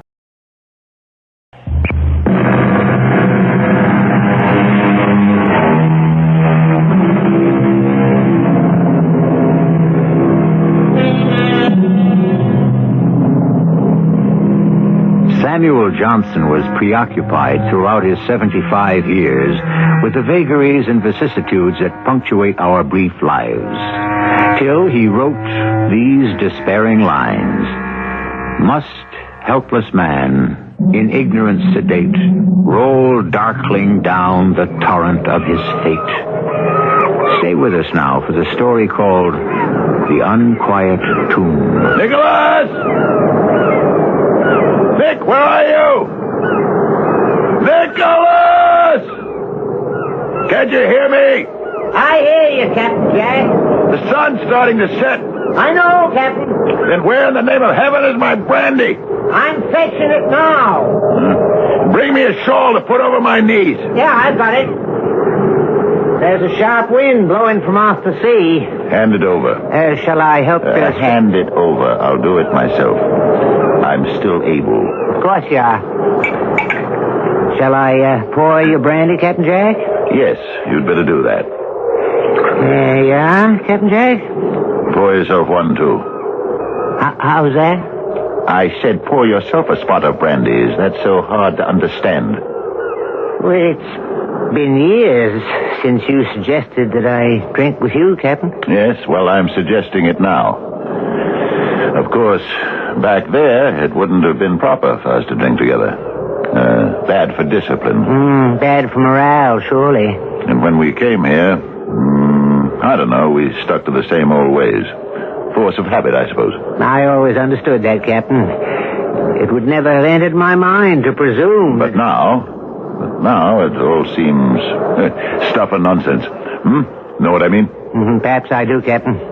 In part, anyway. And besides, I begin to feel the need of human company. It was different, of course, when Nellie was alive. You remember how she was, Nick? I remember. So full of spirits. So happy to be alive. Well, you know. Yes, she was my own sister, Captain. And then there was Kevin Murdoch. And now he's gone. Why did he have to go back, Nicholas? He had a good life here. Why did he want to go back to the polluted life of civilization? I think you know why, Captain. Look there. Look there. Oh, where, Captain? On the horizon. It's a ship. I don't see anything. But you must. Your eyes are better than mine. There's a ship out there. No, Captain. Yes, a ship. And it's coming for me. To carry me away. But now, Captain, surely you don't mean you'd leave your island. You think I'd do that? Leave my island? No. But that ship will carry me away. Yes, it will carry me away. A flight of fancy, Captain. There's no ship. What? No? No ship? You imagine it, Captain. Well, you could be right, I suppose. It's possible, you're right. Remember when I purchased this island? From the Dutch? Or was it the French? Or the English? Bought it for pennies. In point of fact, I'm not sure I ever paid them anything at all. Whoever they were. Did I pay them, Nick? I don't believe you ever did. Well, nobody cared. Nobody even knew this island was here till I put in a bid for it. And when I did, they brushed it off like you'd whisk away a fly. What did they want with an island that covered no more than 8 square miles of earth, set in a distant sea? Did they care for its beauty? Its serenity? No. There wasn't a penny to be made from it, so why should they care? Do I speak the truth, Nick? The very truth, Captain. Even you? You thought me mad to settle on this scrap of paradise, didn't you? Didn't you? Well, that was before I'd seen it, sir.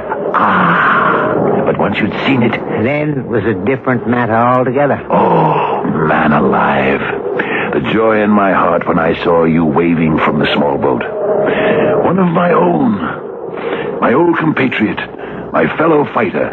I knew straight off that together we'd have ourselves a tiny piece of heaven here.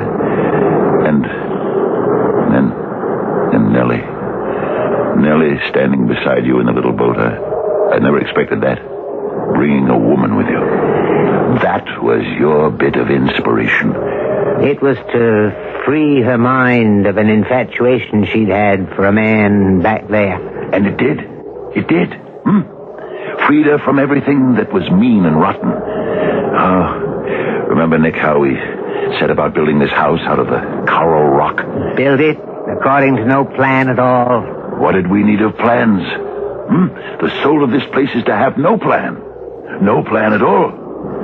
Simply to live each day as it comes. To rest each night in order to be ready for the day that will dawn. Aye, we'd rise with the sun. Nellie would give us breakfast. And work like stevedores. Harder than that? Till Nellie called us for dinner. Oh, a sweet voice. I can hear it now. Captain O'Shea, I've dinner set on the bench. There's fried fish today. Captain? I'm toasting the breadfruit, so hurry. Stop your work now, this instant, or the fish will be overdone. We're coming, Nellie. We're yours. Nick, serve up the fish and be generous. There's plenty. Oh, this one was a whopper. There's breadfruit for you, Captain. Again? No complaining now. I won't have it. It lacks something. Breadfruit does. Yes. Taste is what it lacks. I took a walk along the beach this morning. And you know what I found? Little yellow plums. Growing right out of the sand. Millions of them. Now, if there was some way to get out the pulp and some way to make a jam out of them. There should be a way. And brandy. A yellow plum brandy. A yellow plum jam. A yellow plum pudding. There's no end to what we can do. No end. No end. We shall go on forever and ever. There will be no end to this dream of paradise. We shall live like this to the end of our days. Agreed? Agreed. Of course, the reality of the thing is, my end will come first. I'm 50 years old and a bit more. Well, now, Captain Jack... Don't dwell on such things, Captain O'Shea. Not on a day like this, when we're all so happy and content. You two. Neither of you has reached 30. But I... Oh, come now, Captain. No. Today is the day to think about it. Later, I'll fear it no more, and I'll push the thought away. But today I can think about it with a clear mind. If you must. I have it. I have it. What's that, Captain Jack? I'll build me a tomb. A tomb of coral. Inlay the walls with the most beautiful shells to be found on the beach. I can find the shells. Before we go on with the house, Nick, we'll construct a tomb. And build the house about it. Yes. I shall live out my days on this wee island, and when my life is over, I shall lie in my coral tomb and hearken to the waves and the gulls and be at peace. How happy we were, the three of us. It seemed we needed nothing more. No one else. But then, it was a particularly fine day, I remember. The house was finished. We were so proud of it. We were standing on the beach. Remember? You and I, Nick. Captain, that boat's aiming to anchor here. They've lowered a dinghy. There's a man in it. Oh, that's a fine ship. About 30 foot, I should say. Draws about 6 feet. Aye, nice and beamy. What do you say we walk down and welcome him? Find out what drew him here. Hello! Hello there! Hello! Well, he's one of us at least, not some crazy foreigner. Have I your permission, sir? You have better than that, sir. You have my welcome. My name is Kevin Murdoch. And I'm Captain Jack O'Shea. Welcome to Shea's Island, Mr. Murdoch. Thank you, sir. And this is Nicholas Higgins. Of course. At last, Mr. Higgins. You've met before, you two? One night in a bar, many months back, a year ago. It was this man told me about the island, Captain. He was taking his future into his own hands and coming to join you. Well, come up to the house, Mr. Murdoch. We'll give you some fine plum brandy, and you'll tell us... Well, I didn't come alone, Captain. My wife is on the boat, and my 2 children. With your permission... Oh, fetch them. Meanwhile, we go up to the house and tell Nellie we have guests. Nellie? You said Nellie? Yes, Nick's sister. She's my housekeeper, my cook, my companion, Now go. Fetch your family and bring them up to the house. You're very kind. They'll be most pleased. A fine man. A fine man. And to think that you know him, Nick. Well, hardly that. We only met that one night. We talked some. Yes? Well, he doesn't seem your sort exactly. More a man of my class, if you get my meaning. Oh, yes, I do. I get your meaning. Just what I've needed. And never knew I needed. People of my own sort to converse with. Nick, I'm going to ask this man, Murdoch, to move in with us. What? Here? In this house? Why not? We've plenty of room. But, if they stay... Oh, they'll stay. This island is going to bewitch them as it's bewitched me. They could live on the boat. Oh, no. I want them here. Another woman in the house. Company of the female sort for Nellie. And children running about. Oh, it'll be wonderful. What are you talking about, Captain O'Shea? A woman? Children here? With us? My guests, Nellie. And treat them with every respect, as you do me. Certainly, Captain. Nellie, the man's name is Murdoch. What? You said... Kevin Murdoch. He's here with his wife. Yes, his wife and 2 children. Oh, we'll be quite a household. Do you think it's wise, Captain, having them to live here? It'll be great fun, Nellie. Oh, we'll have such times. Go and fetch brandy and biscuits, and let's make the Murdochs really feel at home. For, know it or not, this is their home. They never did move out. And we were happy together, all of us. Weren't we, Nick? For time, perhaps. Yes. Yes. Yes, we were happy. I insist upon it. I knew such pleasure, such happiness. I was near to bursting with it until... Yes, Captain? Until the dying began.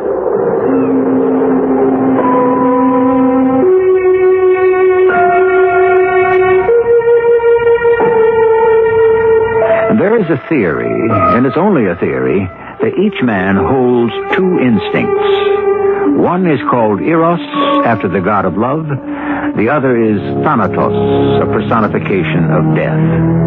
These 2 are thought to live side by side in every human soul. Sometimes the one is in the ascendancy, sometimes the other. But neither ever resigns or concedes the battle. I'll continue with Act 2 shortly.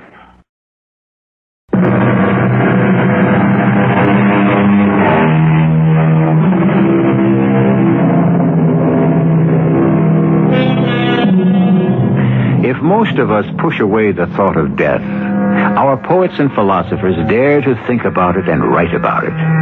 Here are lines written in the century past by the English poet Swinburne. From too much love of living, from hope and fear set free, we thank with brief thanksgiving whatever gods may be, that no life lives forever, that dead men rise up never, that even the weariest river winds somewhere safe to sea.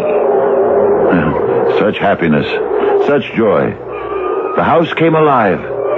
I could have conversation of an intelligent sort with Murdoch. No offense meant, Nick. None taken, Captain. And with Mrs. Murdoch planning the meals, and she rearranged the furniture. Remember that? I remember. Made draperies for the windows. Sailed the sloop to the mainland to get the material. Remember? I remember. And dyed them herself. The exact shade of the casuarina tree. Oh, she did hundreds of things to improve the house. She did indeed. This terrace was her idea, with a full view of the sea. It was indeed. Nick, it just suddenly occurred to me. Oh, what's that, Captain Jack? Did I let Mrs. Murdoch do too much to the house? Did I let her impose her own ideas on me? Well, they was good ideas. Yes, but Nellie'd been the only woman here up to the time the Murdochs arrived. She was happy to watch the house grow, cook the meals, tend to our wants, yours and mine. Wasn't she, Nick? Very happy. Well, now, to have a high-born lady move in here and start to change things around, did that grate on Nellie's nerves, perhaps? Did she resent another woman taking her place, as it were? Perhaps she did. At any rate, after a while she started to lose interest in the life here. You must have noticed it. I did. I talked to her about it, you know. You did? Oh, yes, I was very concerned, because we'd been so happy. You've been happy here, haven't you, Nellie? Oh, yes, Captain. But now you're not. Yes, I am. Well, I never hear you laugh anymore. I hardly ever see you smile. After all we've been to each other, Nellie. After all we've accomplished together. How do you think that makes me feel? I'm sorry, Captain. Well, now I want you to tell me what I can do for you. There's nothing. Nellie, is it possible you want to go back there? Leave us and go back to that inferno you escaped from? Oh, no. No, Captain Jack. I'd never go back there. I didn't think so. But No, I want to stay here. You're sure? To the end of my days, promise me. I can stay till I die, Captain. I want to die here on this island. Promise me that. I want to know. I want to be sure. Set your mind at rest, Nellie. You'll stay here on this island till you leave it. In life or in death. I want never to leave. Alive or dead. What do you mean, Nellie? When I die. Oh, I know it's asking a great deal, but when I die, will you bury me in the tomb beneath this house? Oh, I know you built it for yourself, but could you see your way? Would you? There's room there. There's plenty of room. If I could know that I would lie in that tomb through eternity. Does it mean so much to you? It means everything. Well, then you have my promise, Nellie. My solemn promise. You shall lie in the tomb beneath this house you helped to build. She seemed better after that little talk, Nick. She did, didn't she? Livelier, more like her old self? For a time, she did. Yes, for a time. Till she sickened and took to a bed. And died. Yes. Well, but I kept my promise. I said to you, build her a wooden coffin and put it in the tomb under the house. Which I did. Yes, I kept my promise to Nellie. She lies there now in the tomb I built for myself, and she'll lie there through eternity. I wonder if that was a wise thing to do. What else could I do? I gave her my word, my sacred promise. What else could I do but fulfill it? It was only a few weeks after that. The youngest Murdoch child took sick, lived a few days, and died. Yes, I regret that I took so little note of it. I was sorry, of course, but my condolence was mechanical, perfunctory. I realize that now. But I was distraught over Nellie's passing. I hope they understood. They sailed the sloop to the mainland and bought a tiny coffin made of lead. They asked me if I might place it in the tomb. I said yes. I don't know why. I don't know that I even attended the interment. Did I? No, you did not. I should have. But when the second child died... yes. When the second child was taken... We put the little body in another lead coffin. We was all there, Captain. You and I and the Murdochs. We'll place it next to the other, Kevin. Of course, my dear. That's be all right with you, isn't it, Captain? What's that? My wife says we'll place the coffin side by side with that of our other child. Of course. Wherever you like. Kevin? Where is it? What, my dear? The other coffin, where is it? Why, it's right where we... It's not here. It's gone. Captain O'Shea, the other coffin is gone. It's been removed. Oh, surely not. It must be here. It's not here. Someone's stolen it. Nick, that's not possible, is it? that someone could have gotten into the tomb? Not remotely possible, Captain. Then where is it? With your permission, Miss Murdoch, I'll look around. I remember perfectly. I couldn't possibly forget. It's here. Here? Where? Look over here, Miss Murdoch. Thank the Lord you located it, Nick. What? Look at it. Kevin, look at it. It's standing on end. On the bare ground. That's not the way we left it. You know that, Nick. You were with us. We put it on that high shelf and not standing on end like it is now. Oh, this is horrible. Oh, well, now, we'll put it back. Just as it was. I'll put it back. I'll do it. You know, after that I thought the Murdochs might leave. Desert us and leave the island. They didn't want to leave their children's burial spot, I suspect. We did go over the whole place, Nick. There was no indication of water seeping in. No sign of an underground quake. No sign of anything. Just the two little leaden coffins. And, of course, Nellie. Nellie. And her wooden one.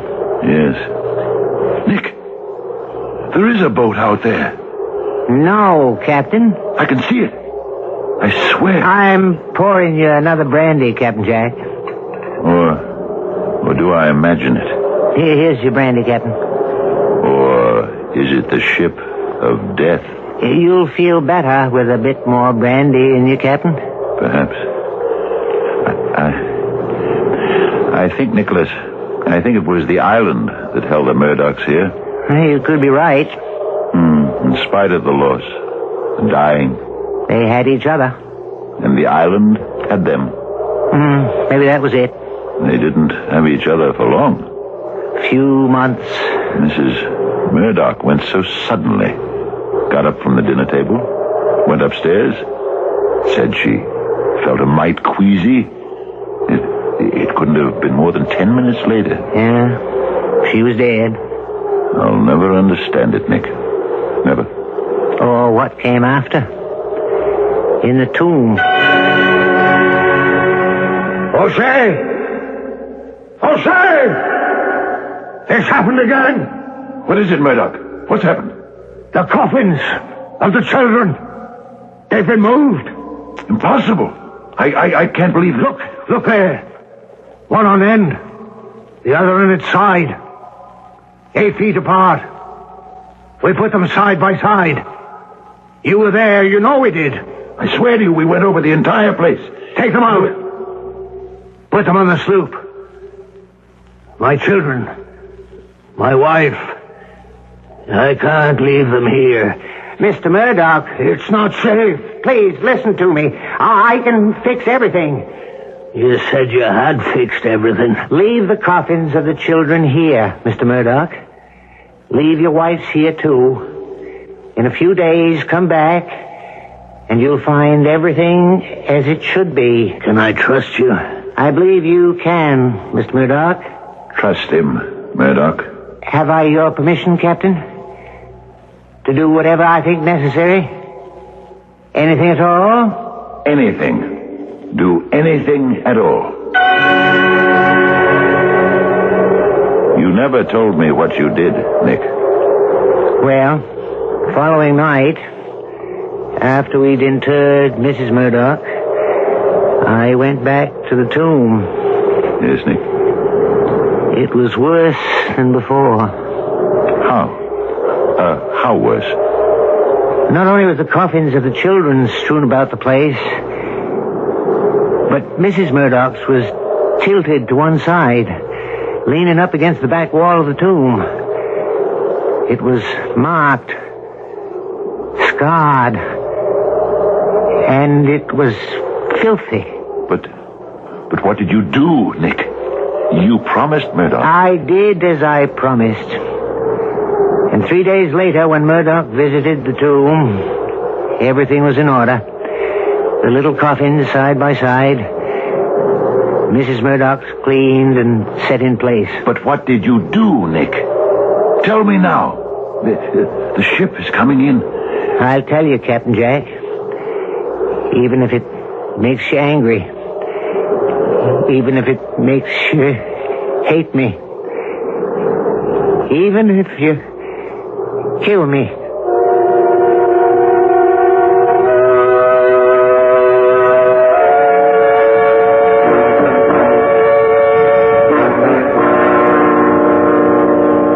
Who knows what happens when those we love start the long sleep called death?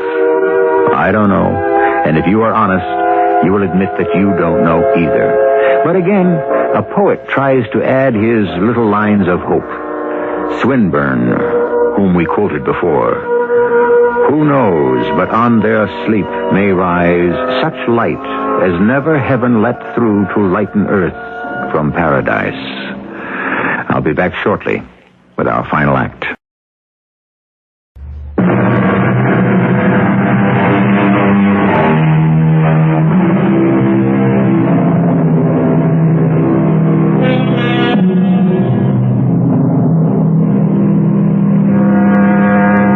Forgive me if I quote to you again from the writings of Algernon Charles Swinburne. He wrote these lines in 1878 in memory of his fellow poet Baudelaire, who had died the year before. There is no help for these things, none to mend and none to mar. Not all our songs, O friend, will make death clear. Nick, tell me now how you put things right in the tomb. Because whatever you did, Murdoch seemed satisfied. He told me so. He would visit the tomb every other day or so, and then he'd come to me and tell me everything was in order, nothing disturbed, all the coffins in place. After a while, he stopped going there. His mind was at rest about it, or it seemed to be. I'm sure it was, Captain Jack. Then why did he leave the island? Why did he have to go? The house seems so empty now, just you and me. I think you know why he left, Captain Jack. No, I don't. I don't at all. Captain, you know what he wanted. He told you what he wanted. Title to the island? Is that what he wanted? He and I talked about it one day. I said I'd gladly give him title, but strictly speaking, I didn't have title myself. But I was sure that after my death, you'd be free to stay on. No, it wasn't the island he wanted, Captain. Then what was it? Why didn't he tell me what he wanted? I'd have given it to him. He did tell you, Captain Jack. But it wasn't in your power to give it to him. He never told me. When did he tell me? Remember the morning you and I was having coffee right here on the terrace, and he come out of the house looking very solemn, very grave, unhappy even? Good morning, Captain. Nick. Good morning, Murdoch. Sit down. Beautiful morning, isn't it? Beautiful. What are your plans for the day? Have you made any? No. I haven't. Such a splendid day, huh? Shall we go fishing? We did that yesterday. Ah, yes. So we did. Well, then, we could simply sail around the bay. Sail clear around the island. We can do that in a couple of hours or less. There's a fine breeze. Huh? What do you say? Not today, Captain Jack. Well, then, what did you have in mind? Anything special? Yes. I do have something special in mind, as a matter of fact. Captain Jack, you know how I appreciate all the hospitality you've shown me. Oh, don't speak to me of hospitality. It's been a joy to have you here. Oh, I know there's been tragedy. Oh, awful tragedy. Your children, your wife, but that could have happened anywhere, Murdoch. You know that. There's no blame attached to you for that, Captain. I well know how you must have grieved for them. It broke my heart to see you grieve, but I'd hoped that... Well, I'd really thought that all that grief was subsiding. Was I wrong? Not really wrong, Captain. Well then, everything's all right, isn't it? No, Captain. Well, why not? We have a fine life here, haven't we? The leisure, the easy living. What is it you want, man? What can I do for you to make you more content? We share equally in this island, do we not? If you think we don't, tell me where I failed and I'll correct it. Simply tell me. There is nothing you can do, Captain. But there must be. There must be. No, it's simply not the life for me, Captain Jack. not the life for you. 3 grown men on a little island. And what's wrong with that? It's a child's dream. It's everyone's dream. Oh, no, Captain, it's not. Anyway, it's not mine. You don't mean you couldn't, you wouldn't leave, would you? Leave the island? You wouldn't do that. You couldn't. I must, Captain. Oh, no, when we have everything here. No. Not everything, Captain. What am I to do? You'll be all right. No, I'll not be all right. I'll be lonely. And if I stay, Captain Jack, I'll be lonely. A loneliness I cannot bear. Now, what do you mean by that? I don't understand you at all. What do you mean by that? If you don't know, Captain... Well, I do not know. Dear Captain O'Shea, you must simply take my word for it. I cannot stay with you on this island. I shall set sail tomorrow. What did he mean, Nick? He never really told me. What did he mean he'd be lonely here? He needed a woman, Captain. A woman? Well, he could have had a woman any time he wanted to. He only had to sail the sloop to the mainland to find a woman. Hundreds of them. Thousands. He could have had his pick. Not that sort of woman, Captain. Well, what sort of... You mean he wanted a wife? Someone who loved him. That sort of woman. Oh, well, yeah. I suppose that's different. Aye, very different. Yeah, I suppose he wanted to get married again. I think so. Well, I can understand that. Yes, that's understandable. Yeah, I think so. Nick, I'm going to tell you something. I hadn't meant to, but now, Nick, look. The ship is coming closer. Yes, it's sailing this way. You do see it, don't you? Perhaps I do. Yes, coming closer. Nick, I am going to make a confession. I married Nellie. You did? Yes, I did. I took the sloop one day, and we went to the mainland and found a priest, and he married us. See? I understand that a man wants a wife, someone who loves him. Well, I thought that being married to me, that would mean Nellie could claim right to the island, you see. If anyone would have a claim to it, she would. You understand? I think so. Now, when I die, why, I suppose the island will be yours. As a brother who has a better right to it, well, I couldn't leave it in better hands, Nick, and I want you to know that's how I feel about it. Nick, you will cherish it, won't you? You will take care of it.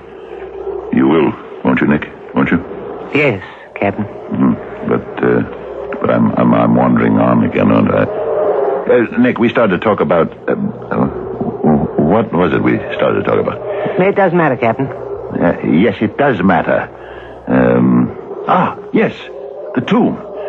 The tomb and what you did to set it to rights. You were going to tell me about that.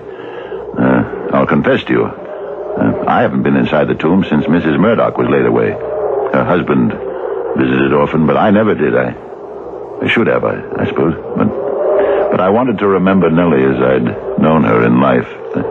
I never went near her in the tomb. It's just as well. Perhaps, Nick, I was unfeeling. Nellie wasn't there. Yeah, of course her spirit wasn't there, but... Neither was her body. What? What's that? I removed it. I removed her body from the tomb. What are you saying? It was the only way, Captain. You were telling me you took Nellie's body out of the tomb? Nick, you actually... I had to. But I promised her. I gave her my word of honor that she would lie in the tomb forever. Nick, I gave her my solemn vow. It was almost my last word to her. I know, but you... And she was my wife, Nick. You couldn't have known that, of course, but if you had come to me, if you had asked me... You'd never have permitted it, Captain Jack. Of course I wouldn't have permitted it. Why did you do it? It was my plan to be buried next to her. Nick, why did you ever do it? You gave me permission to do anything necessary to settle the disturbance in the tomb. The scattering of the coffins. You said I could do anything I saw fit. But not that. Not that. You said anything at all. But why that? Why did you do that of all things?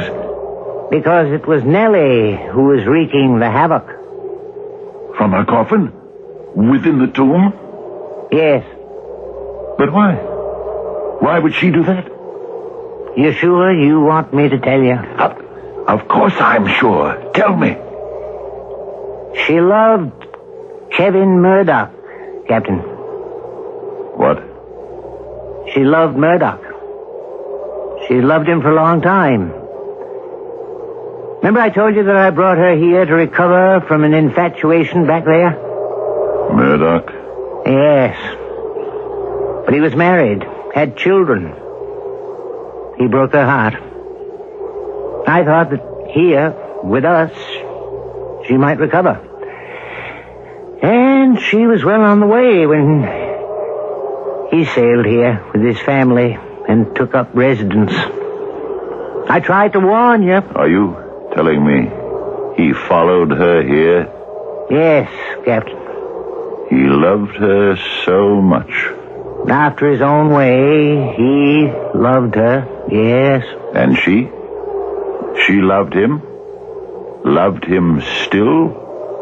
Yes, Captain. And when his children were put into the tomb with her, her fury that she'd held in check for so long, her fury burst forth. When I saw her poor wooden coffin starting to disintegrate, I began to have some fears. And when the coffin of Mrs. Murdoch, her rival, her hated rival, was placed in the tomb, she took her revenge. I'm sorry. What did you do with her?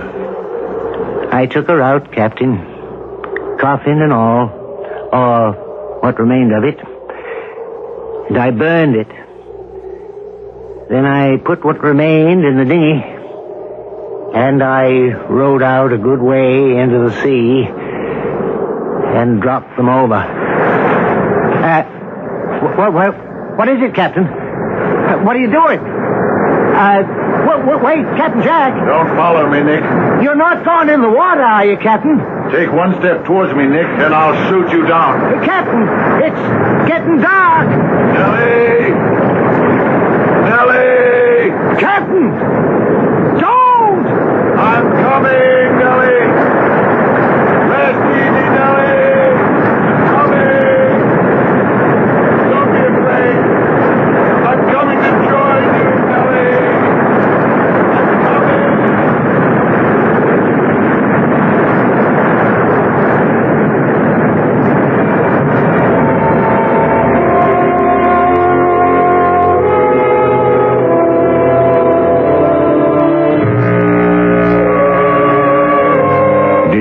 Try to rescue his friend? If he did, was he successful? Did he bring him back? For darkness was falling over the sea, over the island. Or did he simply stand on the shore and watch his friend go to meet the death he sought, to meet the ghostly ship he had seen coming to fetch him? I'll be back shortly.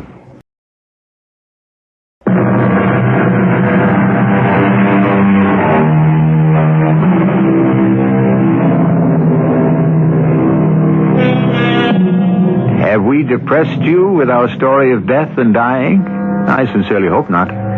These days we speak more freely about the stark and undeniable fact of death, in hopes, I suppose, of fearing it less and accepting it more equably. Shakespeare told us centuries ago that death, a necessary end, will come when it will come. There's really little more than that to be said on the subject. Our cast included Fred Gwynne, Robert Dryden, and Terry Keane. The entire production was under the direction of Hyman Brown. This is E.G. Marshall inviting you to return to our Mystery Theater for another adventure in the macabre. Until next time, pleasant dreams.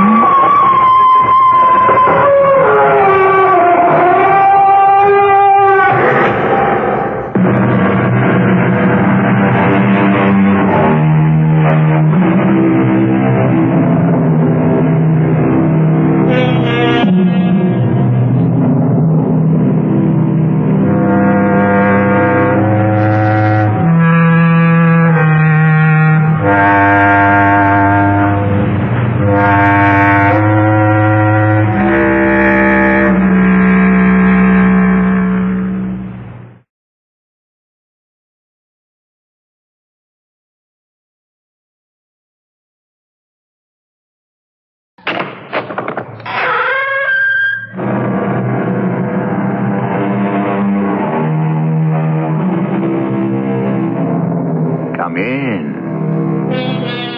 Welcome. I'm E.G. Marshall. Come behind the creaking door and leave your good judgment and reason outside. Here you enter with only your imagination, anticipation of strange and chilling things to come. Our story concerns Miriam Purcell, a woman who spent her life amassing a fortune in gold. Gold bracelets, gold earrings, gold coins, gold anything. She loved and worshipped gold. She loved it so much, it meant more to her than life.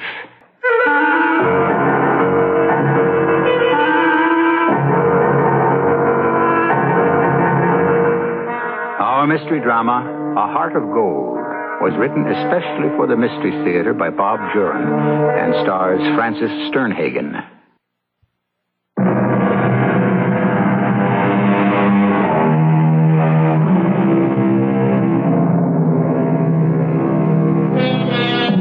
Most of us have a consuming passion in life. For some, it may be as simple and loving as the care of a pet. For others, it may be a job, profession, a hobby. For Miriam Purcell, it was gold. Gold in any form. It fascinated her, obsessed her, and controlled her.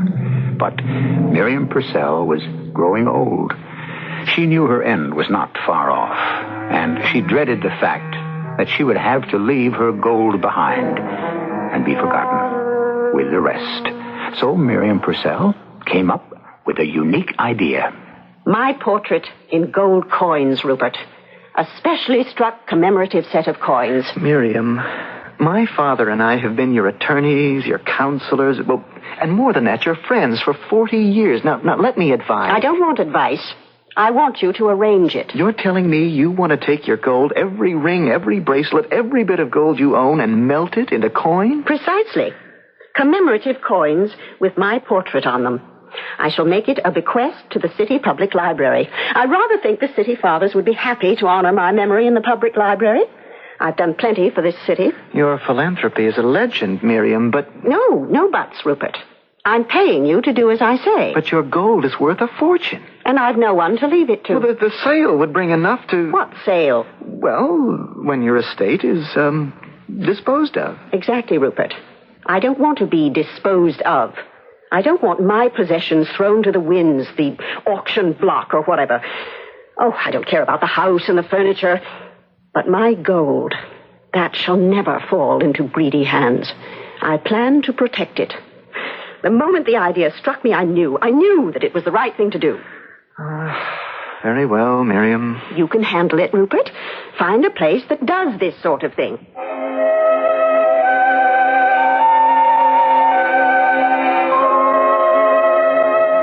Rupert? Well, I found a firm that will make the coins, but it's expensive. The cast is the big item. Hang the expense. Well, the number of coins depends, of course, on the amount of gold. They'll have to see it, weigh it. And then there's the size of the coins to be considered, the inscription, and, of course, your portrait. My portrait, yes. That's most important. Can they weigh the gold here? We don't have to take it all to their office, do we? I didn't go into that. I don't know. Well, find out. I'll start getting it together. You are determined to go ahead with this, aren't you, Miriam? I certainly am. And now that I know it can be done, I'm going to delight Herbert Wilson and the other library officials by announcing my intent through the press. They can hardly turn my offer down then, can they?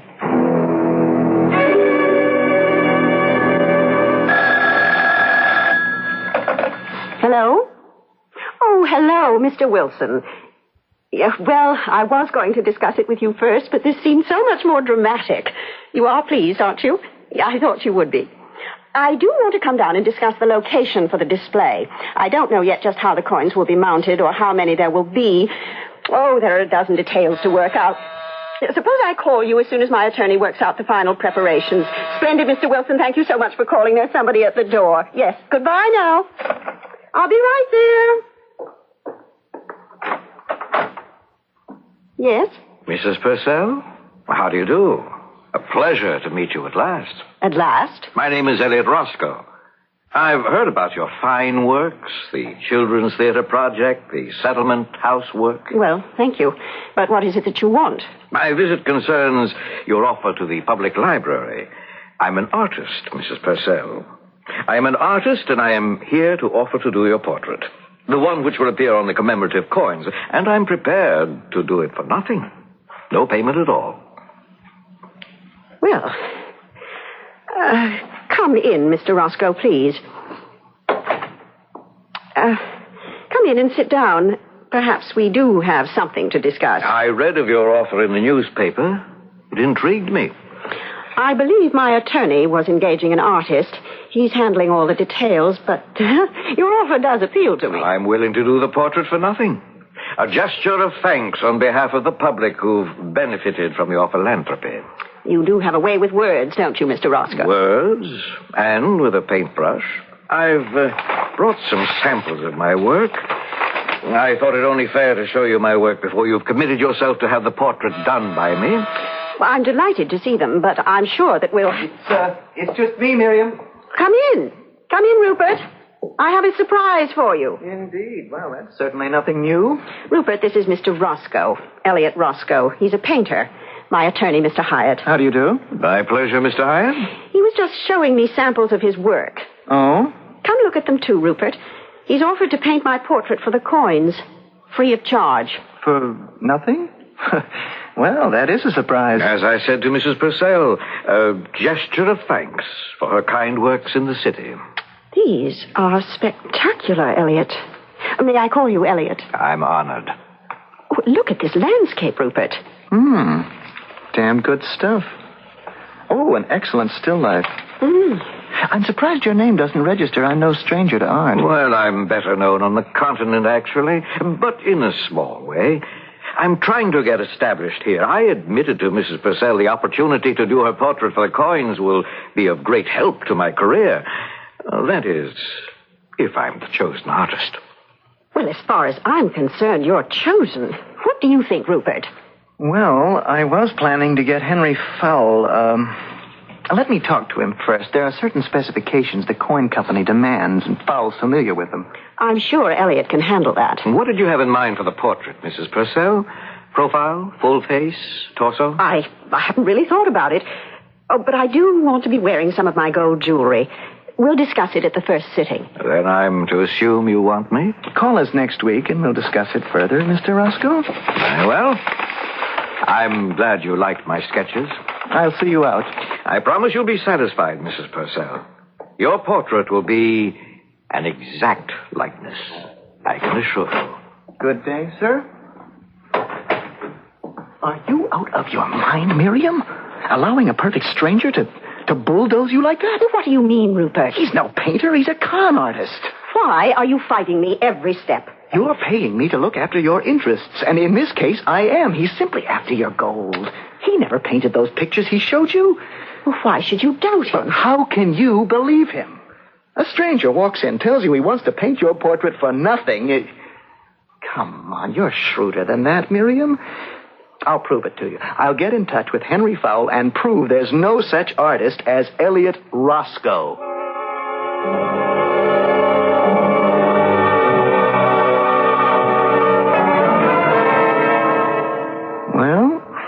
I was wrong, it seems.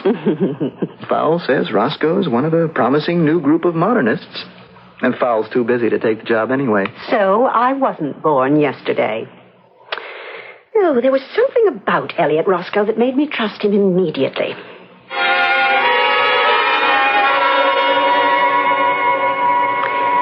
I've decided on a head and shoulders frontal pose, Elliot. Splendid.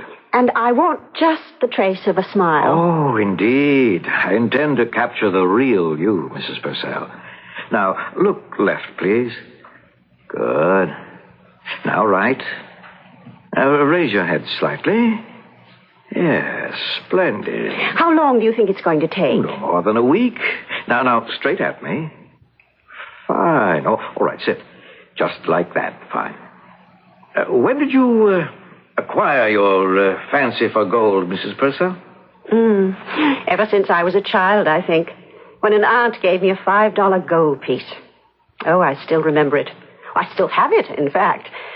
It felt so warm, so heavy, so solid. I think I made up my mind then that gold was security. Sometimes, perhaps.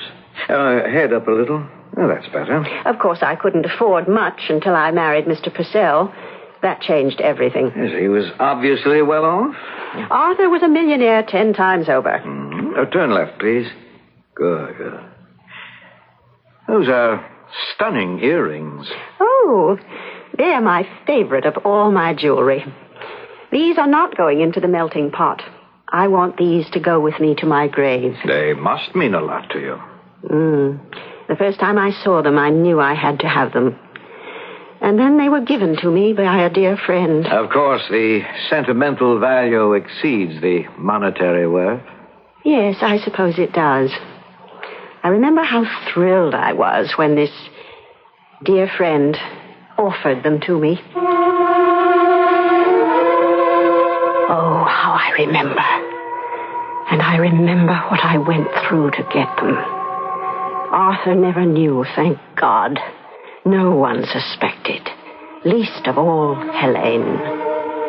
I wonder what this artist would say if he knew what I was thinking back to that party when Helene first wore those earrings. I wish we'd gotten here earlier, Arthur. The hors d'oeuvres are practically gone. Sorry, my dear, but business is business. I told you to go on ahead without me. And show up alone? You know me better than... What is it? Helene Connors.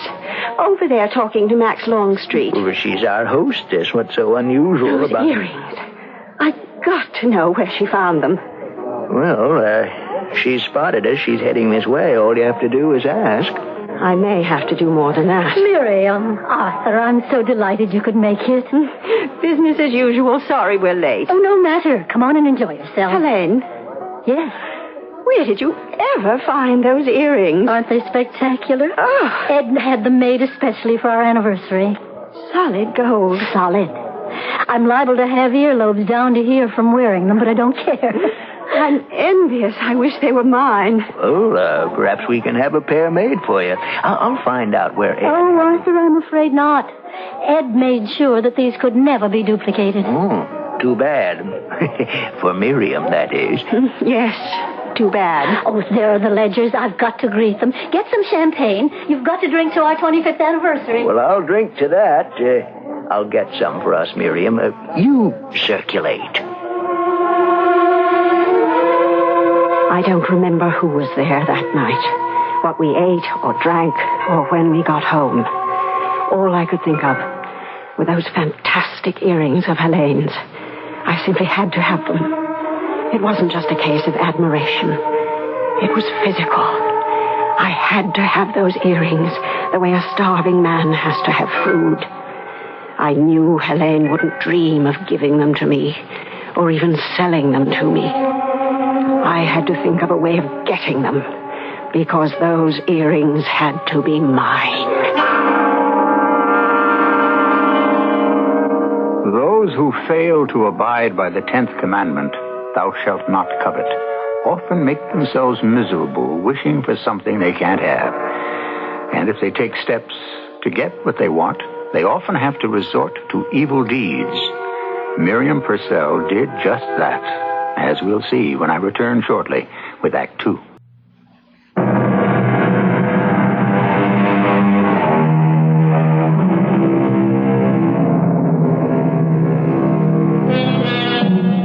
In her passionate quest for gold, Miriam Purcell is bound and determined to acquire a pair of earrings belonging to her dear friend, Helene Connors. As Miriam herself put it, her desire was a physical thing. We know Miriam got the earrings because she's wearing them right now as she sits for her portrait and reflects on her acquisition.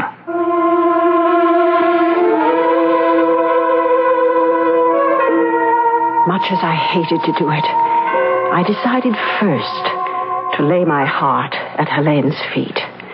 Try to make her understand how I felt about those earrings. But they were Ed's anniversary present to me. I can't possibly sell them. Helene, I'll trade you any piece of jewelry of mine for them.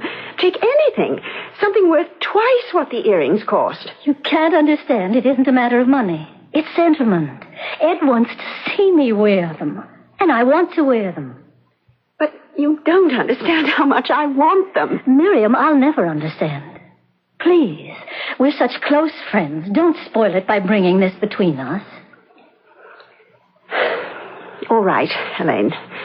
But make me a promise. If I can. Promise me that if you ever do decide to sell them or give them away, you'll let me have them? Well, of course. I can promise that. If I ever do decide. Because I won't. Nothing could make me want to part with those earrings. And I knew she meant it. But I wasn't finished. There had to be a way to get those earrings. And I finally thought of it. Hello, Mrs. Purcell. Yes? This is Joey. Fred Oaken said you might have a job for me. Oh, yes. I've been expecting your call. I never do business on the phone. Only in moving cars. I'll pick you up today at 1. Can't we talk here? There's nothing as private as a moving car.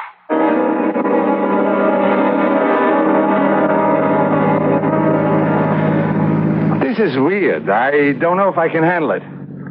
$10,000. Yeah, that's a lot of loot for not killing someone. Well? I guess you got yourself a deal. A woman and I lunch on Saturday at Tremblay's. You know it? Who doesn't? We'll say goodbye in front of the restaurant around 2. You can get a good look at her. Then the rest is up to you. Okay. This is one cookie job, but 10 grand is 10 grand. And it's not even murder. Hello? Helene, darling. Lunch on Saturday as usual? Of course. I'm looking forward to it. Oh, Helene. Yes? Oh, could I ask you not to wear those earrings? They make me uncomfortable. Oh, they're too dressy for lunch anyway. Tremblay's at 12, then. See you there. Well, my dear, how was lunch with Elaine? The same as always. Darling, you seem so tense this afternoon. You're preoccupied. It's nothing. Well, it's not like you, Mary. Oh, I'll get it. Hello? Oh, hello, Ed. What? Oh, Mike. I can't believe it. What is it, Arthur? Do you want me to come to the hospital? Well, all right. Yes, let us know right away. Did they catch him? Oh. That's awful. What? That's just awful. Yes, we'll wait to hear. Bye, Ed. What happened? Helene was attacked by a mugger on her way home this afternoon. Oh, no. That's not the half of it. She wasn't just mugged. The maniac cut off her left ear.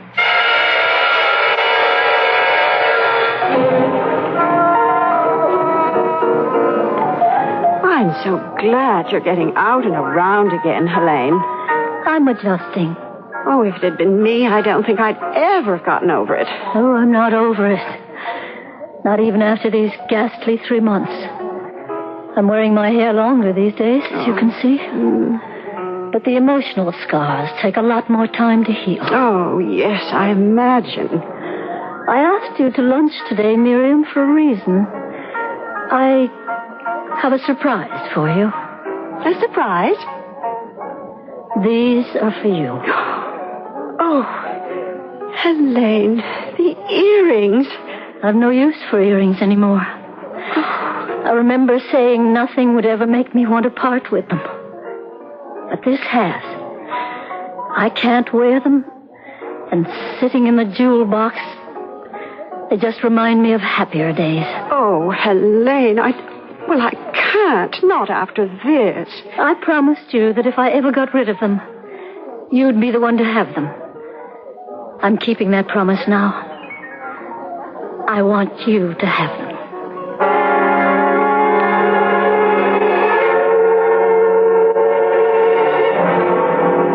Such a pensive mood, Mrs. Purcell.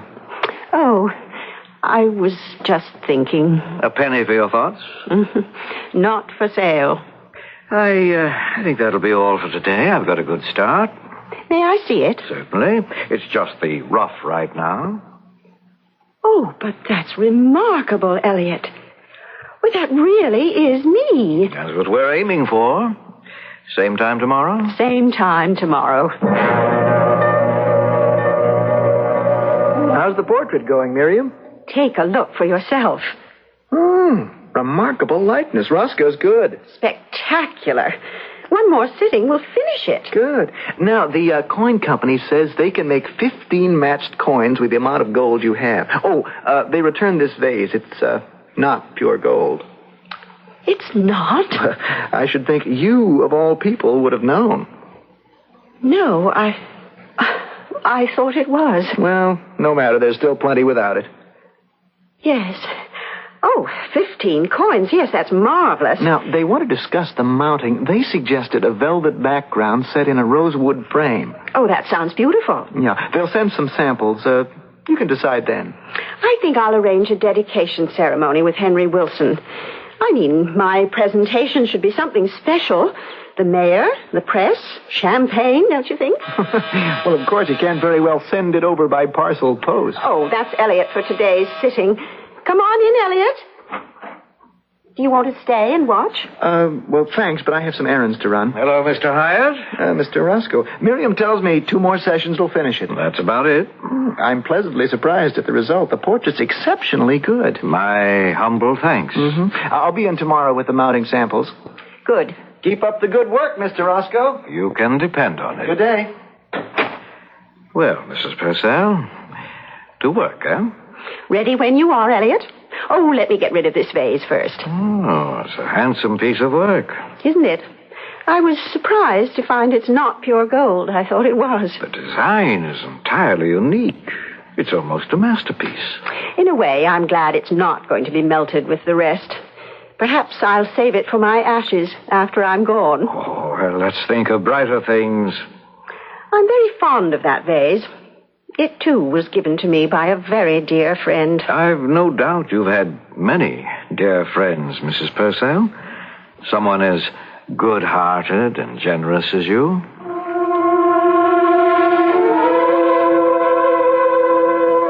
Yes, I've had a lot of friends, I guess. And Jason was a good one. He was much older. Arthur and I looked on him almost as a father. I remember how he'd come to the house and play chess with Arthur. Is it my move? Yes. Good grief. I was waiting for you. Getting forgetful, Jason. No, getting old. Nonsense. What's this about getting old? Jason thinks he is. Nonsense. Here's your brandy, gentlemen. I laid out some cheese and crackers, You're too. both very kind, but next month I'll hit 85. 85? I don't believe it. I don't feel a day over 80. I feel great, as a matter of fact. If it weren't for this heart of mine, I think I'd take up tennis. Well, anyone who survived 2 heart attacks shouldn't take up anything more strenuous than chess. Your move. Huh? Oh, so it is. Oh, Jason, before I go upstairs, I've been meaning to ask you something. Oh, certainly, Miriam. It's a favor. Would I do anything in my power for you and Arthur? Well, I'm giving a small dinner party next week, and I wonder if I could borrow that gold vase of yours for the table. Oh. Well, I realize how much it means to you, but I promise I'll take perfect care of it. It's so stunning. It's just the thing to, well, impress Arthur's new partner. Well, now, that's a family heirloom, Miriam. You can't ask Jason to do that. Miriam, I really hate to turn you down, but Arthur hit it on the head. I really can't. No, not that vase. Well, I understand. I hesitated asking in the first place. I'm really sorry, Miriam. No, it's all right. You two enjoy your game.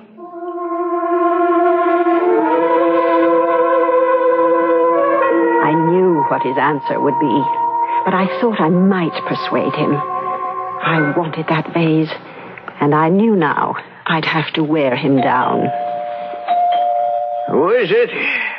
It's Miriam, Jason. Oh.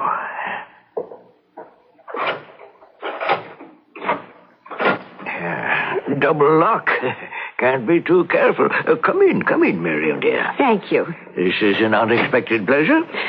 I've come to make another plea. Oh, about the vase. Yes. Oh, it's so handsome. May I hold it? Well, of course. But I can just see it now with chrysanthemums and bittersweet. Oh, Jason, may I please? Well, Miriam, all right. Just for the dinner party. Oh, you're an angel. I want it back the very next morning. Now, will you promise me that, Miriam? Well, of course I'll bring it round that night if you like. Oh, no, the next day it'll be just fine. I'll never ask again either, Jason. It's just that this party is so special. Yes, it must be. I'll come by next Thursday, about 4-ish. Here you are, Miriam, and you'll take good care of it. Oh, you can count on it, Jason. I'll never let it out of my sight, and you'll have it back first thing tomorrow morning. I'll bring it round in a cab myself. You must, Miriam, and have a good party.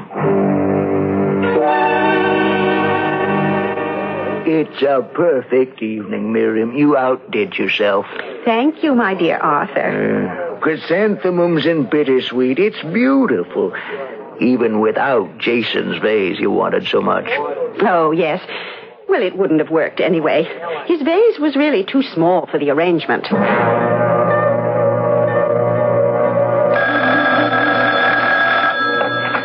Hello? Miriam, it's Jason. Oh, yes, Jason. How was the dinner party? Oh, quite a success. Good. I thought you'd be here by now. You did say morning. I said what? You said you'd return the vase first thing in the morning. The vase? I don't understand. Now look who's forgetful. I'm talking about my vase you borrowed for the party. But you told me that I couldn't have it. Oh, Miriam, please stop playing games. Well, I'm not playing games, Jason. Miriam, yesterday afternoon you picked up the vase for the party. I want it back. I don't know what you mean, Jason. I never borrowed your vase.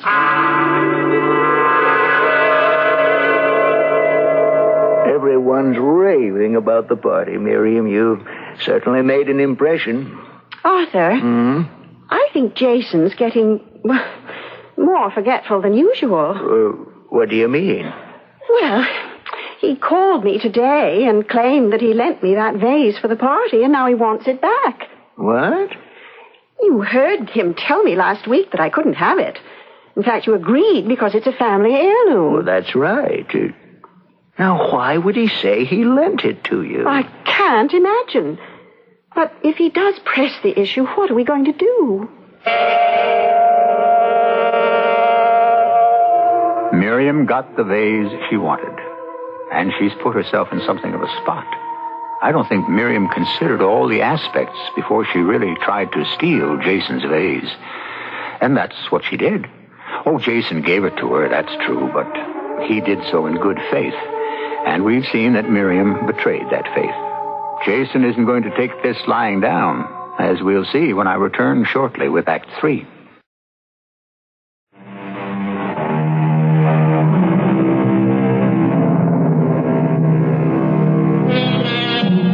Having an all-consuming interest can be a healthy thing, up to a point. to the point where the interest takes over reason, and a person will stop at nothing to achieve the goal. Miriam Purcell's pursuit of her golden treasures has driven her to some surprising lengths. She's driven an old man to desperation with a lie. Jason's getting to be impossible. He called me again today, insisting he lent you that vase. Oh, I feel terrible. He's such an old and dear friend.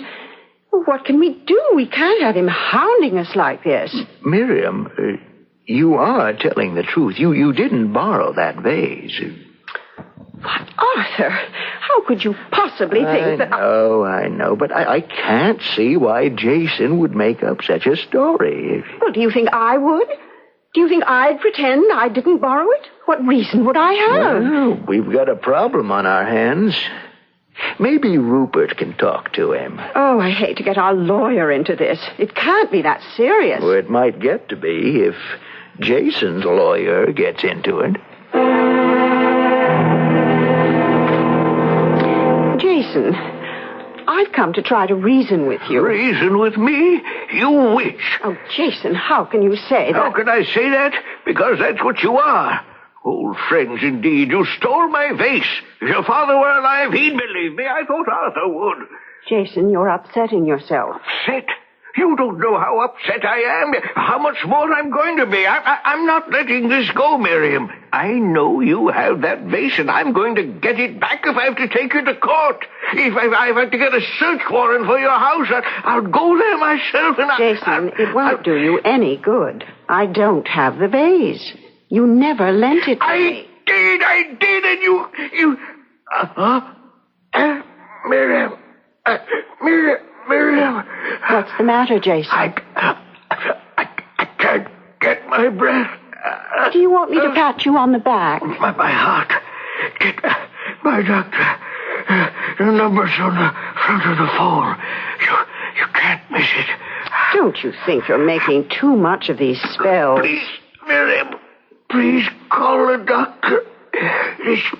Please. Oh, very well. What's the number? On the front of the phone. Oh, yes. Jason, lie down or something. I'm getting the doctor. Jason? Jason? Good morning, Turley's Delicatessen Superette Market. May I help you? Jason? Hello? May I help you? Oh, sorry. Wrong number.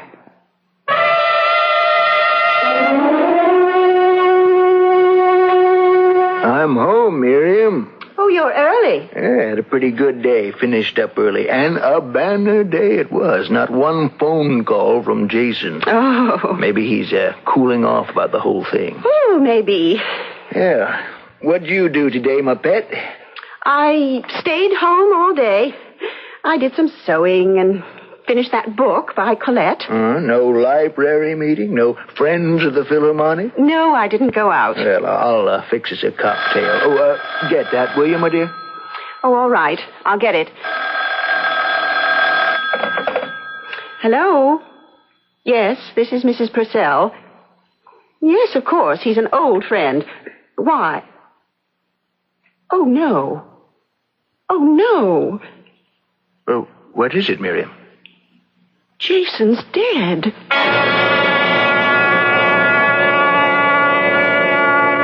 Poor Jason. Well, it wasn't totally unexpected. He'd had 2 heart attacks before. I'll miss him, though. So will I. I wish we could see him to say goodbye. They decided to close the casket.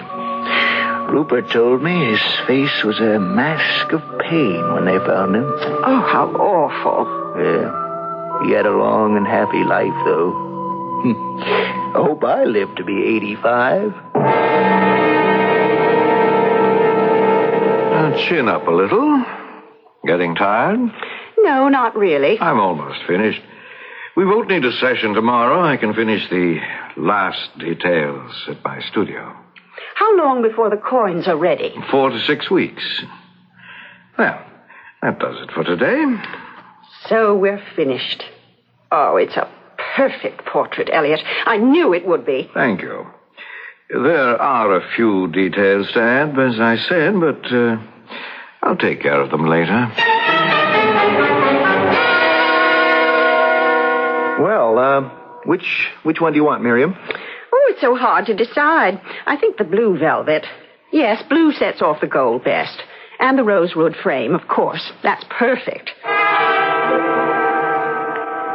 What's holding this up, Elliot? The coins should have been ready a week ago. We're having trouble getting the right impression. Well, I don't know anything about it, but it seems ridiculous to take this much time. It's not as though we were their first customers. Each job has its own problems, Mrs. Purcell. Well, I've had to postpone the dedication ceremony once already. I don't want to have to do it again. Ah, but you do want your commemorative coins to be just right, don't you? Well, yes, that is the important thing. Then leave things to me, Mrs. Purcell. Good quality takes time. Good news, Mrs. Purcell. They finally got the impression to hold. The coins will be ready on Saturday. Can I believe that? You can believe it. I'm picking them up at 10:30. Well, thank heavens for that. I'll go ahead and set the ceremony for Sunday.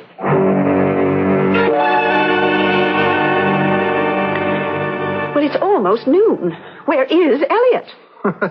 Stuck in traffic, maybe? Don't joke, Rupert. I'm not in the mood for it. Sorry. Rupert? You don't think that he might have... Have what? Have made off with them. The coins are all solid gold. Hey, I never thought of that. I trusted him so. It never occurred to me that he might try to steal them. Now we don't know that he has. Tell you what, I'll call the company, see if he's picked them up yet. I have the number here somewhere. If he hasn't arrived yet, tell them you'll pick them up. Tell them not to give them to Elliot Roscoe. Maybe I should have done that in the first place. You see, after my initial contact, Roscoe handled all the details with the company. Oh. Well, I never thought to step in. I'm beginning to think that was a... hello? Yes, this is Rupert Hyatt. I'm calling for Mrs. Purcell. Yeah, you've done a set of coins. Yes, Purcell. Tell me, has the artist been there to pick them up yet? I see. Very well, thank you. He picked them up more than an hour ago. Oh, dear. All we can do is wait and hope. Should we call the police? And tell them what? Well, I don't know. But this so-called artist may be on his way to Argentina or someplace with all my gold. He should have been here in 10 minutes if he came directly from the coin company. I'll try his studio. Perhaps he went there. Oh, thank heavens. Come in. Come in. Where in the world have you been? I got stuck in traffic. Sorry. Oh, I've been a nervous wreck. Well, here they are. I'll be interested in your reaction, Mrs. Purcell. The mounting is extremely handsome. Well, this calls for a celebration. Pour some brandy, Rupert. Let me help you with the wrapping. Brandy for 3 coming up. How do you think they turned out, Elliot? Oh, the likeness is the real you, Mrs. Purcell. Well, Mrs. Purcell? Miriam!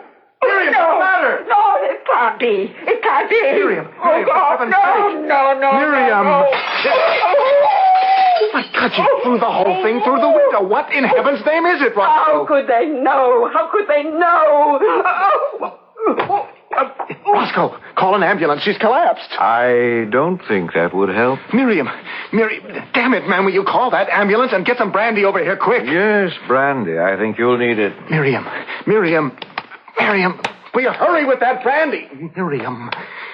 Here's the brandy. Roscoe, she's dead.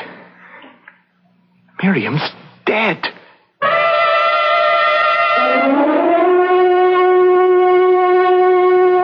Miriam going like that. I just can't believe she's dead. The shock. Yes, the shock. She was opening the coins and then... What's the matter with those coins, Roscoe? You know. Yes, I know. Well, I'd forgotten about them when Miriam collapsed. She threw them out the window. I was so upset I never gave them another thought. You know, they must still be in the courtyard. Come on.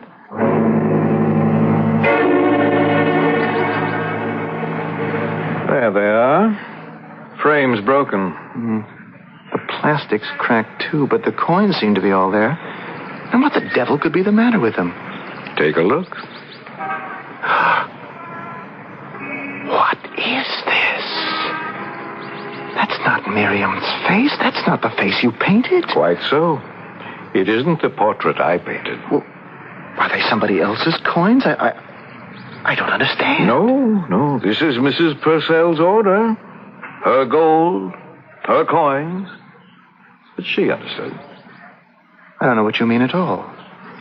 This is ridiculous. It's the face of an old man on these coins.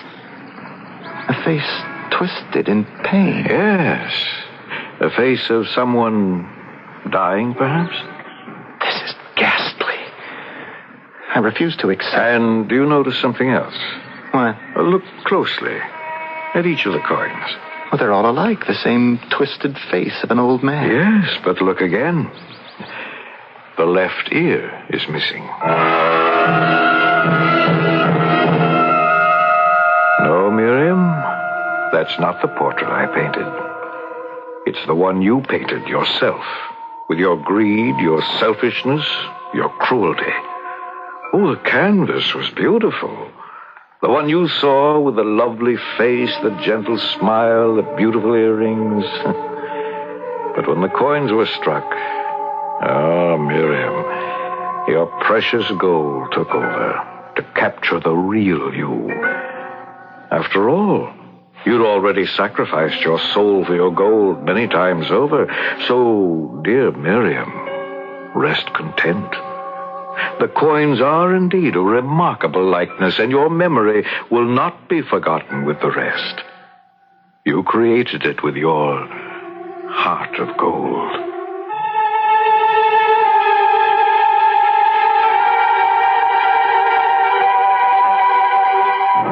The face we present to the world is a mask that hides the true self. Oh, that's not to say all of us are villains at heart, but all of us have some little deep, dark secret, some concealed desire, some hidden wish that we want to keep from the world. Miriam Purcell's mask of goodness fooled everyone except Elliot Roscoe. Curious he should turn up so suddenly and offer to do the portrait. I wonder where he came from. I wonder who he was. We'll speculate further when I return shortly.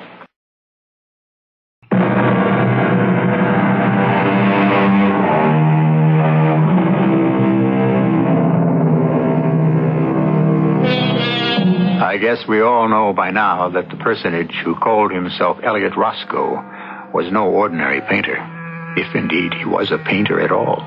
He takes many shapes and many names. He chooses his profession to suit the occasion. He found Miriam Purcell a perfect subject for his art. She had all the qualities that appealed to him. No wonder the portrait turned out to be such a remarkable likeness. Our cast included Francis Sternhagen, Bill Griffiths, Russell Horton, and Ann Shepard. The entire production was under the direction of Hyman Brown. This is E.G. Marshall inviting you to return to our Mystery Theater for another adventure in the macabre. Until next time, pleasant dreams.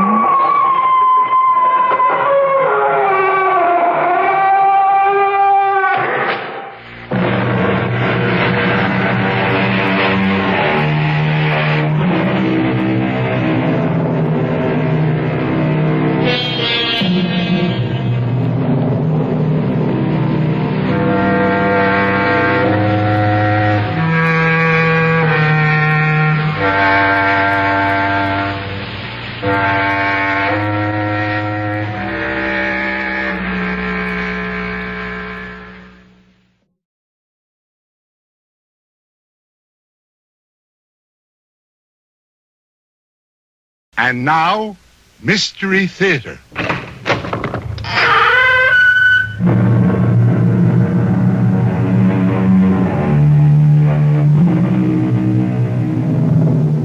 Come in. Welcome. I'm E.G. Marshall. How many authors, scientists, philosophers, and just plain folk like us have toyed with the idea of time as a fourth dimension? Theory upon theory, from the magnetic fields that open windows, from our everyday world to other worlds of the past or future, to the conception of all periods in time running concurrently like parallel rivers. That last, the theorem of Professor Jennings Andrews, who believed one had only to find the bridges to cross at will among the centuries between the past and the present, or from today to tomorrow. Hello, Steve McDonald speaking. Mac, it's Professor Andrews. Could you drop everything you're doing and come over to my house right away? Well, sure, sir, but what's wrong? It isn't Peg. No. Our girl is fine. It's just that it's time to... Mac, I've got to share my secret with someone, and who else but you? Your secret, sir? Mac, I think I've done it. The discovery of the centuries. In fact, I know I have. You're not talking about the bridge. Yes, but only to you. No one else must know until I can prove it beyond doubt. But I'm convinced. I have built a bridge across time.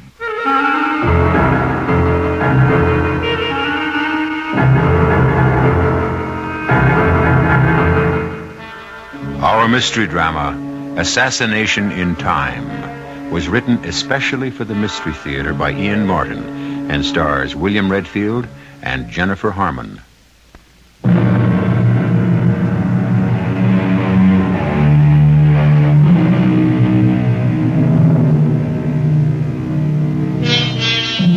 Professor Jennings Andrews may be a familiar name to you, even if you're not interested in the field of metaphysics. For some years now, he has been immersed in a secret project for which unlimited funds have been granted by a top foundation. He has become almost a recluse, except for his daughter Margaret, who runs his house for him, and his prize graduate student Steve McDonald. He has been virtually inaccessible, even in the past weeks, to them. Both of them are worried now as Mac presses the doorbell at his house in answer to the professor's elated phone call.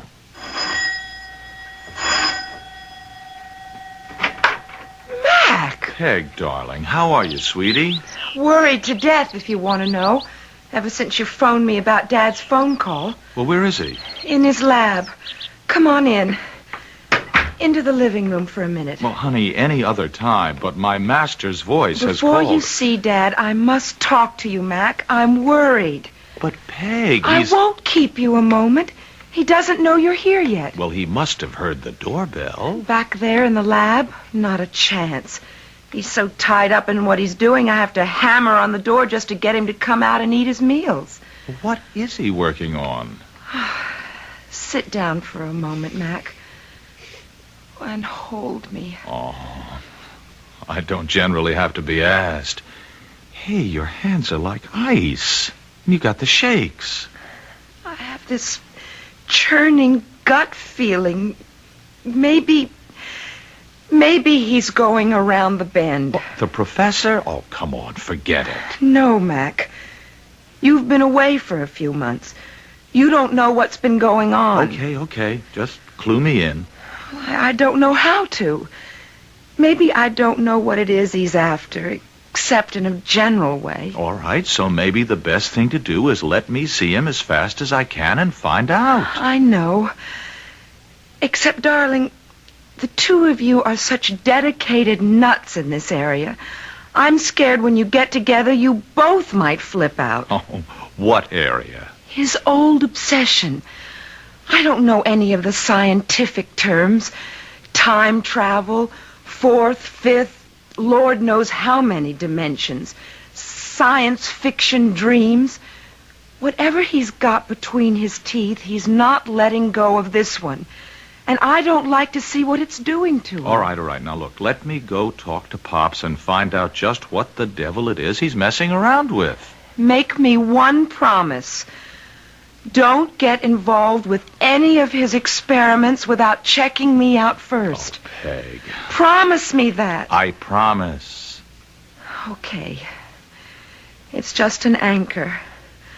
I just hope it'll hold. After you and Pops have talked together. I'm just scared. As much as I've ever been in my life.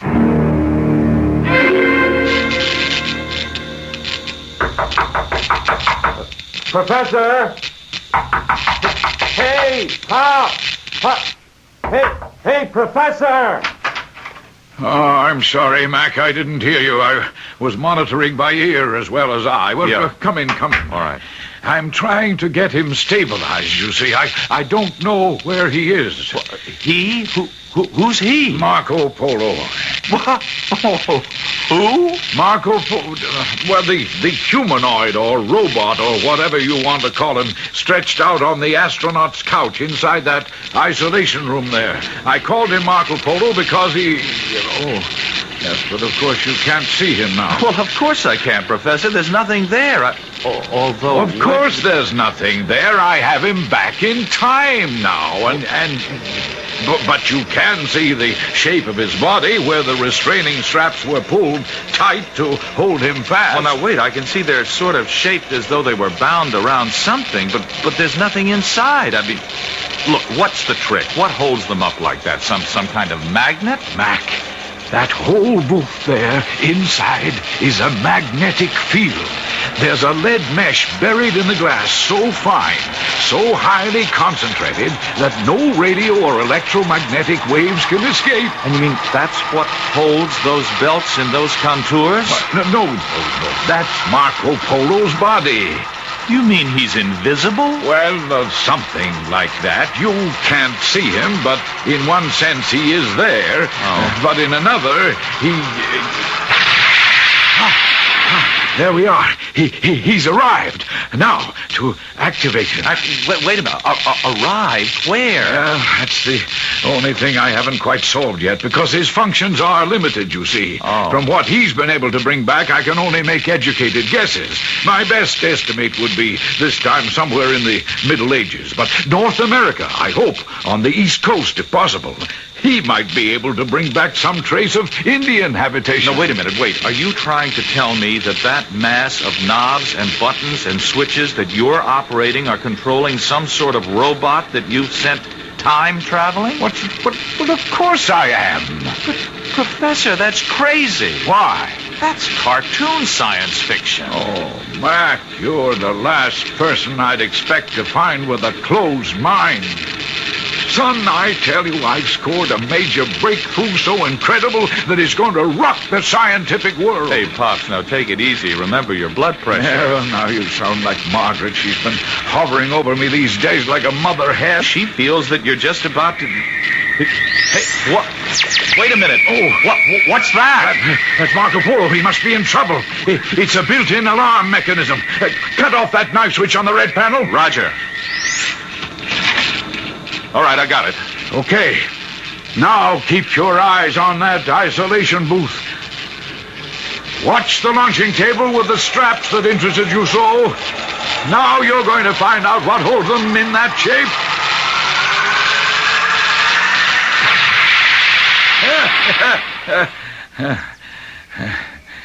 Well, by damn, he's there.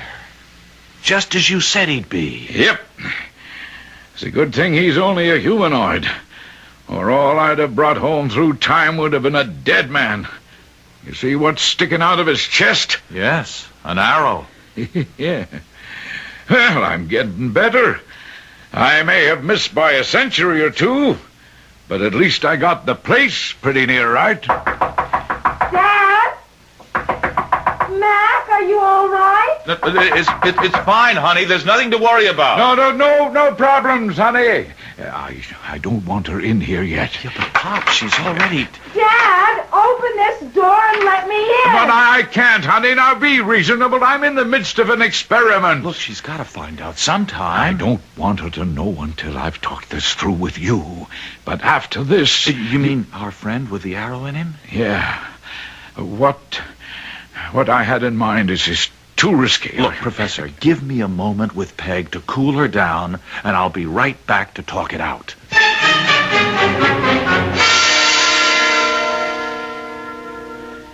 No, Mark. It's too much to ask of anyone. I should never have thought look, of it. Pops, I want to go. It's like being the first man on the moon. Oh, son, but there's too much danger. No, not when a human being is involved.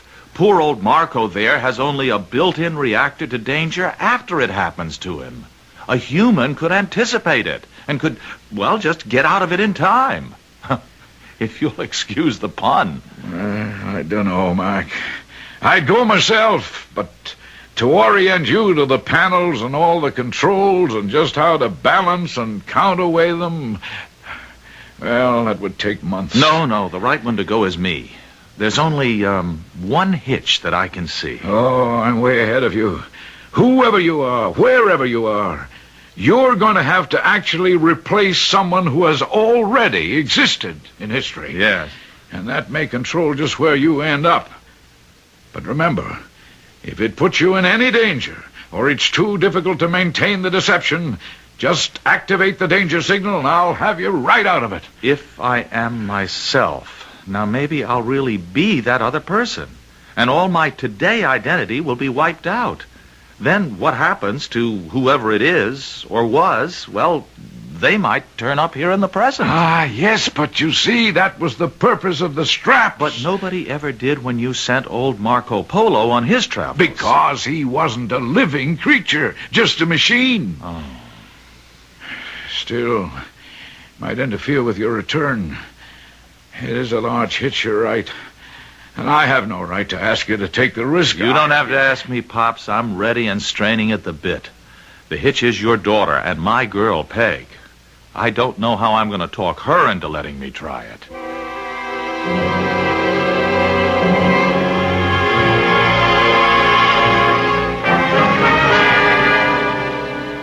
I honestly think you're both kooky. Peg, this is a breakthrough in science that's going to make your father a figure in history that dwarfs Newton, Einstein... And you have to be a part of it.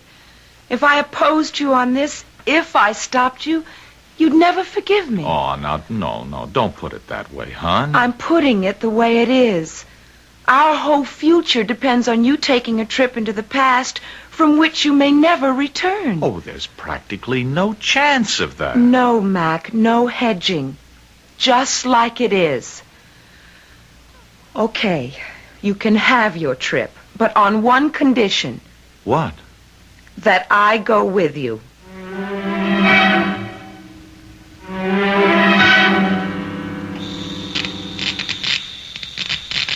Well, guess we're all ready. The strap's too tight? Mine are fine. Same here. Margaret, you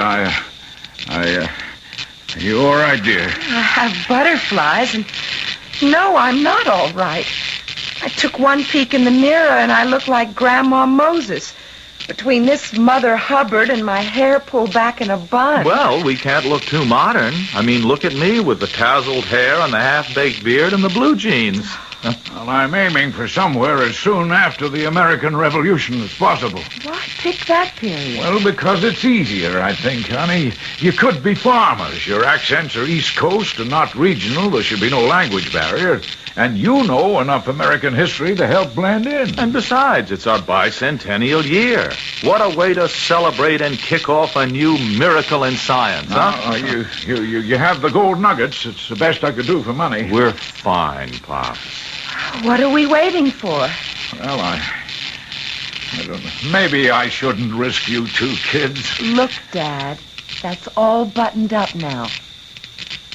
All right, then. Good luck, kids. Thumbs up.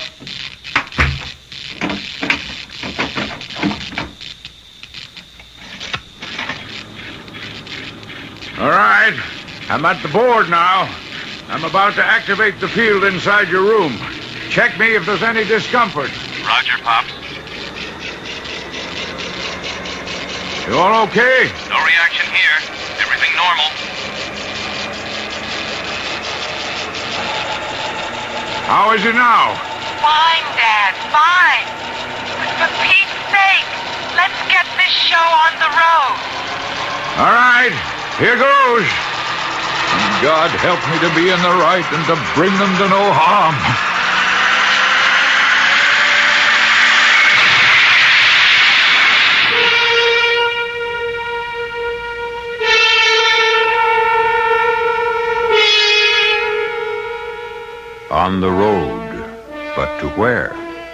Inside the isolation booth, the magnetic field builds, warping time and forcing an opening through it, a window or a door that leads to another world. And suddenly, Mac and Peg are gone. Only this time in their places lie a strange young man and woman, still and as unmoving as death. I'll return shortly with Act 2.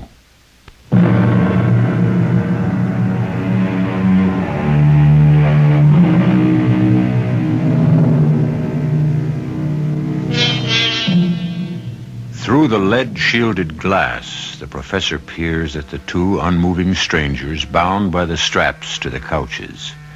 Reflexively, he takes a quick series of pictures with a special camera built into the booth. Because of the tightly woven mesh, it is hard to distinguish features, but both man and woman are dressed in nightshirts. Or are they shrouds? But other questions crowd the professor's head. Have Mac and his daughter replaced these two? If so, in what century? What year? What place? And alive or dead? Mac! Mac! Wake up! Why, Peg? Well, that's just great.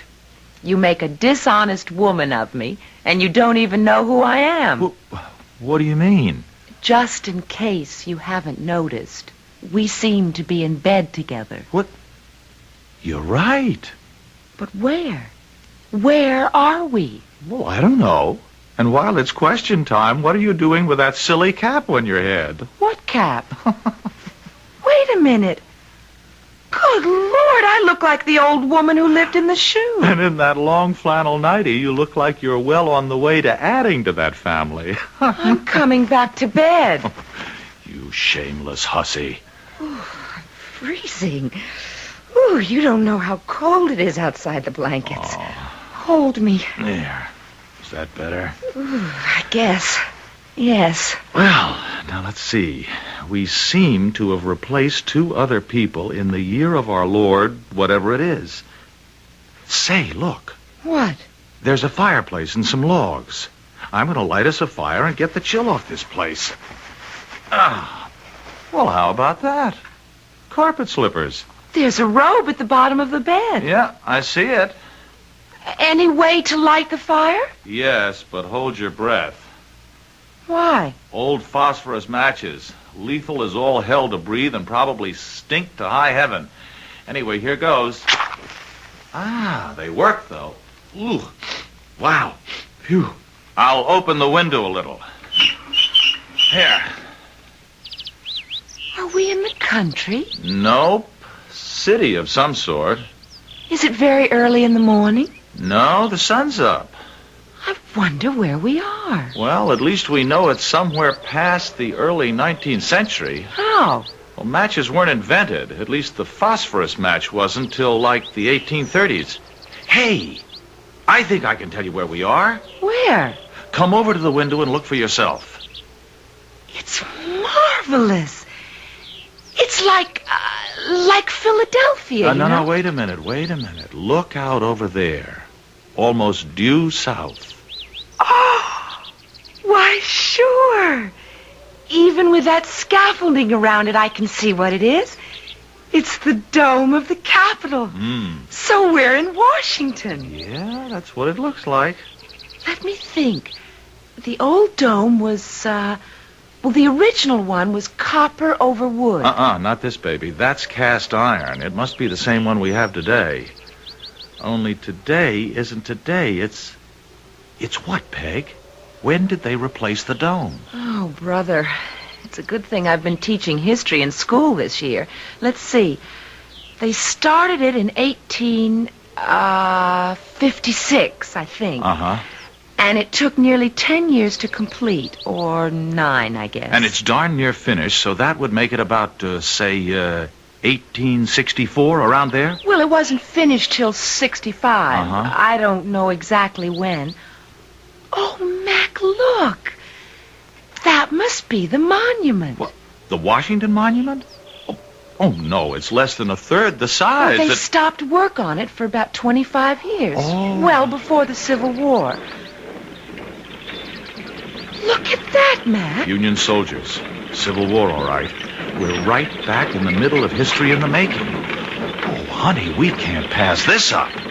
Yes, but, Mac, darling, it's all out of whack now. Don't you see? We aren't us anymore. I mean, we're someone else, and we don't even know who. We haven't even got clothes. I'll bet we do. Now, let's have a look in that closet. And there's a carpet bag on the chair. And there's a jacket there, too. So there must be a wallet or some kind of identification. But what good would that do? I mean, even if they fitted us, how could we pretend to be someone else to people who must know us and would recognize us right away? Mr. and Mrs. Downing? Well, at least now we know our names.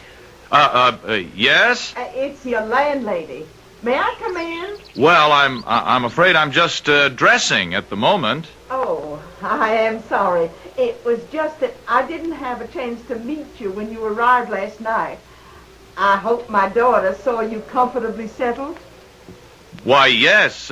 Everything is most comfortable. I didn't mean to bother you, but Anne said she had such a brief acquaintance with you that she had little chance to inform you about the habits of our little boarding house. Boarding house? I just wanted to let you know that we serve breakfast in the dining room on the main floor between 8 and 9. Oh, what time is it now? Just 7:45. I and the other guests will look forward to meeting you formally then. And forgive me if I've disturbed you. Not at all. You've been most helpful. Ask her name. Not at all. See you later. Mrs. No, it's too late, Peg. She's gone. Okay. This is our chance. Our chance for what? To see what we can do about establishing our new identities. To find out if we can risk going down to breakfast and get away with being who we're supposed to be over 50 years before either of us were born. Let's, with apologies to the real Mr. and Mrs. Downing, pour through their possessions and find out just who we're supposed to be.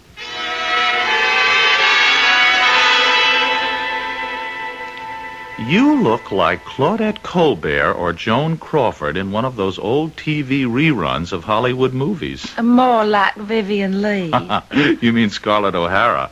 I can't make up my mind whether you look more like a dinner bell, a tea cozy, or a pincushion. Okay, laugh all you want, but it isn't funny. I mean, I have a wire cage on under this skirt and about 8 petticoats. Oh, can you hook me up the back? Oh, sure. And I don't know what you're ashamed of. You look beautiful in a crinoline. I'm ashamed of someone else's clothes, someone else's identities, and prying into other people's private, intimate business. That's what I'm ashamed of. These two tragic people, guilty of nothing but loving each other and trying to expiate their sin with a suicide pact. It's another era, Peg. That was their solution. Was? Well, is, of course. These two tragic people of yours are us.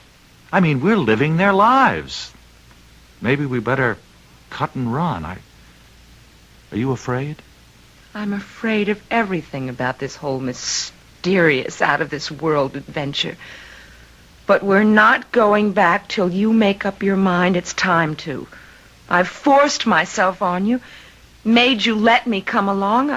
I'm not going to be a drag on you. Mm-hmm. Aren't you finished hooking yet? I think. There must be like 50 of them. I wonder where they are. I mean the Downings. Oh, you mean Asa and Rebecca. Only her name isn't really Downing, remember. It's Mrs. Charlton Fryer. Poor Becky. Married to that horrible husband who won't let her go to marry Asa. Oh, my God. Do you suppose they've done it yet? Killed themselves? I don't see how. The pistols are here and still loaded. Then where are they? Well, if we're taking their place... Then they're in our century, taking our place. Yes, I guess that's the way it would work. Not necessarily, That but... wouldn't put Dad in any danger, would it? No, I don't see how it could. Not the way he had us strapped to the table. It means one thing, though. We can't stay here too long. What do you mean? Until we go back, Dad can't go into the isolation booth. And the two of them would starve to death. Unless, as I said, they're already dead. I don't see how they can be. Or we would be, too. Are we going to risk it? Well, we look enough like them in the photos we saw. And remember, only the landlady's daughter has seen us, briefly, and she's not here. Yes? I thought maybe you didn't have a watch and wouldn't realize what time it is. Well, just a moment. Good morning. Oh, good morning. As a matter of fact, we don't have the time. Well, I certainly didn't mean to bedevil you, but it's near the end of breakfast, so... Oh, my. Aren't you a pretty little thing? Just as my daughter said you were. And such a handsome husband. Newlyweds, I'd reckon. Well, Oh, don't mind me. Now, come on along. I'll take you downstairs. Will you be stopping with us long? Why, We really can't tell. Just long enough to find our own place. Of course, I understand. You're not with the Army, Mr. Downey? Not now. Well, I can assure you, ma'am, these clothes feel very strange to me. Oh, so you must have been. Oh, well, we should let that be. It's no fit subject for discussion now. General Lee has surrendered and the war is over. Here's the dining room. Make yourselves comfortable. These seats be all right? Oh, just fine, thanks. What line of work are you in, Mr. Downey? My husband is a builder. Oh, that's right fine. We'll be needing a lot of you in the days and years to come, especially in the South. Or perhaps your sympathies don't lie in that direction. My sympathies are for the Union, madam, and by that I mean the whole country, North and South. Well, I'm sorry you won't be meeting any other boarders since it's late, but you'll meet the whole little family at dinner. Save for my son, John, who's away on business. Well, dinner's at noon. Now, anything else I can get you while breakfast's on the way? Oh, why, yes. Do you have a newspaper by any chance? Oh, there's a copy of the National Intelligencer right there on the sideboard. Oh, thank you, Mrs. Oh, I'm embarrassed, but not having met you in person last night, your name has escaped me. Well, Lord knows it's not that special anyone should remember it. I'm a widow lady named Mary Surratt. Now, if you'll excuse me, I'll get your food. Surratt! Mac, get the paper. Sure. What date is it? Let me see. April 13th, 1865. That makes today the 14th. But what? Oh, my God. April 14th. The day John Wilkes Booth assassinated President Lincoln at Ford's Theater. And we're in Mary Surratt's boarding house, the spot where the whole plot was hatched.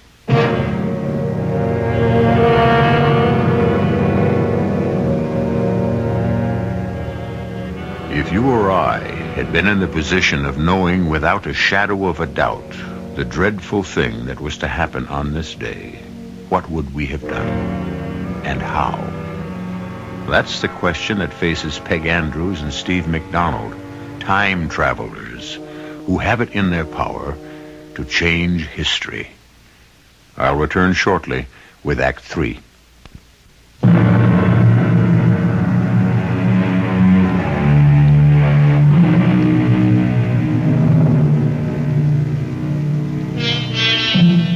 It was an uneasy, uncomfortable, and seemingly endless breakfast. If Mrs. Surratt noticed Peg and Mac's agitation, she no doubt would have put it down to the fact that she had decided they were newlyweds. Finally, after choking down as much as they could of the ham and eggs, hominy grits, and tea, they were able to break away. Why, you two little lovebirds only nibbled at your breakfast. 'cause. I'm sorry, Mrs. Surratt. Oh, I understand. I'm not so old I don't remember my wedding breakfast. I was a mite nervous, too. I wonder if you'd excuse me. I'd like to go back to our room. Oh, of course. I can quite understand your wanting to be alone. But I'll make sure you get called early enough to meet everyone and eat a good dinner at noon. Oh, perhaps you'd better not expect us for dinner today. No? Visiting friends here in Washington? No, we just want to have a picture taken and take care of a few errands, like going to the bank. Oh, Lord, don't you worry about that. I can see you're the kind to be trusted. But if you're having a picture taken, let me recommend Gardner's Studio. He takes all the honeymooners. And for the times, his prices are reasonable. Well, we'll remember that. And now, if you'll excuse us, we have a few things to straighten out.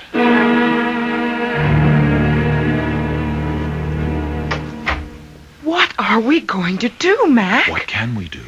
We've got to try and stop it. How? Well, that's where you can help. Now, how much can you remember of the day of the assassination and the plot? Where people were, who was involved, all of that. Let's forget that for the moment. We've something a lot more immediate to talk about. What? You remember what Dad told us before he sent us back in time? We can't interfere with anything or change anything because everything that had happened back where we were in 1975 depended on everything that had gone before it. So if we stop something major happening in 1865... No, major or minor, it would have to affect the time stream. That's what you mean? Yes. If President Lincoln hadn't been shot, our whole history would have been different. Which maybe wouldn't have been a bad idea. I can think of a lot of things we could have done without. Wars, depressions. Oh, there are a lot of things that were good, too. Like us, for example. You and me. If we try to change your time stream or whatever, we could never have met or even existed. But, Peg, we're together now. And there are other theories. Only if we could somehow stop Mr. Lincoln's death. We'd be signing our own death warrants. How? Well, you know what Rebecca wrote in her diary? The farewell note she left to her husband telling him of what she and Asa planned to do. Have her shoot him and then die by his hand. If we lock ourselves back here in time, we're signing our own death warrants. We don't know that for sure. It's a chance we're taking. To save Abraham Lincoln? Would you be willing to take it? Yes. As long as we're together. Okay. Then we're agreed. Now let's figure out how to do this. It isn't only Mr. Lincoln. It's Mr. Seward, too. Yes, the Secretary of State. But he didn't die, did he? No, he recovered. When Payne stabbed at him, although he was badly cut up, an iron brace around his neck and his jaw saved his life. Yes. Now who, what else? Well, a man named Asterod. I don't know. It was a German. I don't remember. He was supposed to kill the war secretary, Stanton. But he didn't have the nerve. Mm-hmm. There was another man named Gerald or Harold or something, but he got cold feet, too. He doesn't count. And, of course, Mrs. Surratt. But she really didn't have much to do with it, did she? They never really proved anything against her. Just that the conspirators had met at her house several times. Okay. There's only one thing to do. What? We're going to the White House and warn the president.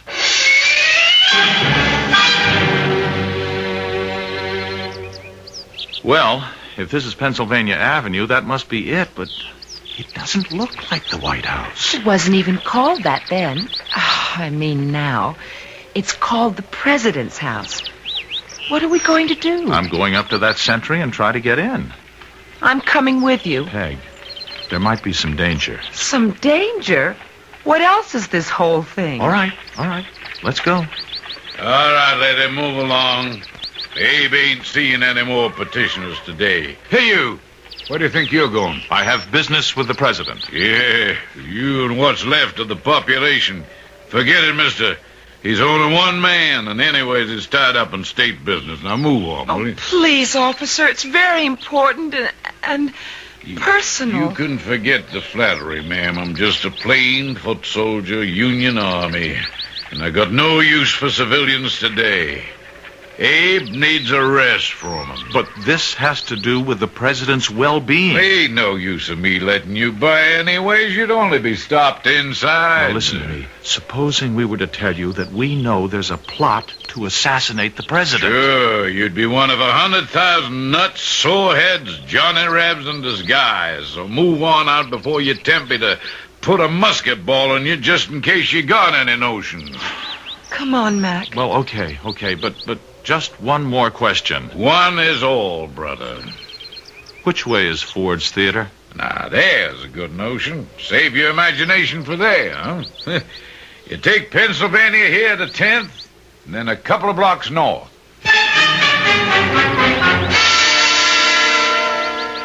What did you come here for? Just to locate the theater and...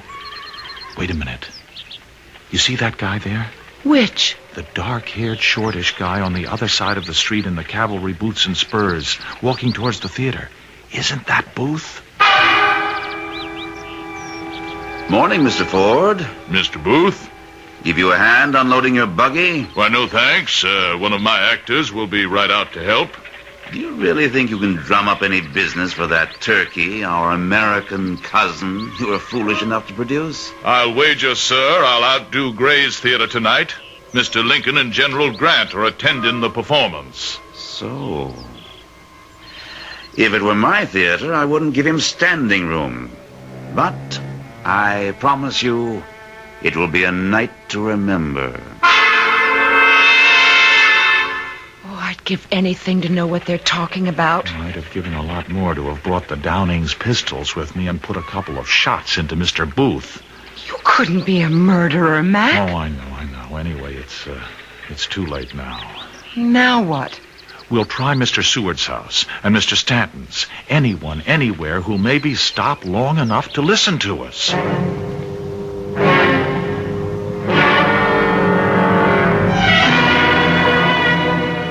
It's incredible, isn't it? Here we are with the knowledge to stop one of the greatest crimes in history, and we can't get anyone to listen to us. Maybe that's the way it has to be. No, Peg. I just can't give up yet. If there was just some way to get to Booth. I don't see how. Well, there seems to be a lot of activity around this house tonight. What?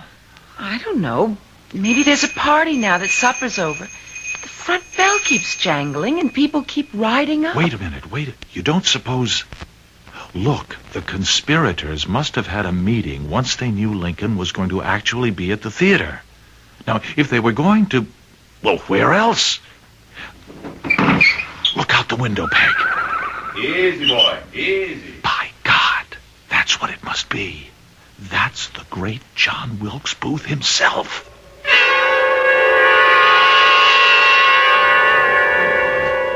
You hear what they're saying? No, not really. Just enough to know they're planning something. I heard the name Payne, though. Well, then it's the plot, all right. He's the one who... I want you, baby, to hold the horses. And Asterod, you will kill the Secretary of War, Stanton. Payne, my trusted friend, I leave the Secretary of State to you. You will make sure of Seward. Lincoln, I shall shoot through the head. And General Grant shall be dispatched with the knife. Then down to the stage and to rive the startled audience with the ringing phrase, Sic Semper Tyrannis. And when I leave the stage for the last exit, I shall leave as the most famous man in America and across the world. Now, we must discuss the escape route by the Navy Bridge. Now, baby... What are we going to do? First things first. Now, come on. Get the pistols and let's get out of here.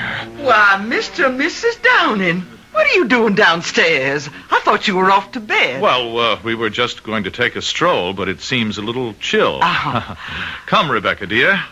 Put on your wrap against the night air. Mary, what is it? An emergency, Wilkes. I must speak to you alone. What's wrong? My new boarders. They're Yankees, and I think they overheard the plot to assassinate the president.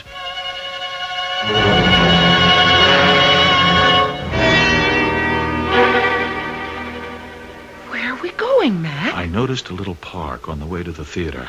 Now, Booth will have to pass through there on the way. The others will have split by then. I'm going to ambush him. And? And nothing. Just keep him from getting to Ford's Theater tonight. At least it'll save the president. Here's the park now. What, Peg, what is it? Lover's Rest. That's where the Downings were going to commit suicide. Mac, look out! What is it? John Wilkes Booth. Get the alarm for Dad, quick! Are you the Downings? Yes. Are you John Wilkes Booth? Forget that. I will not let you stop the march of history. Nor I you!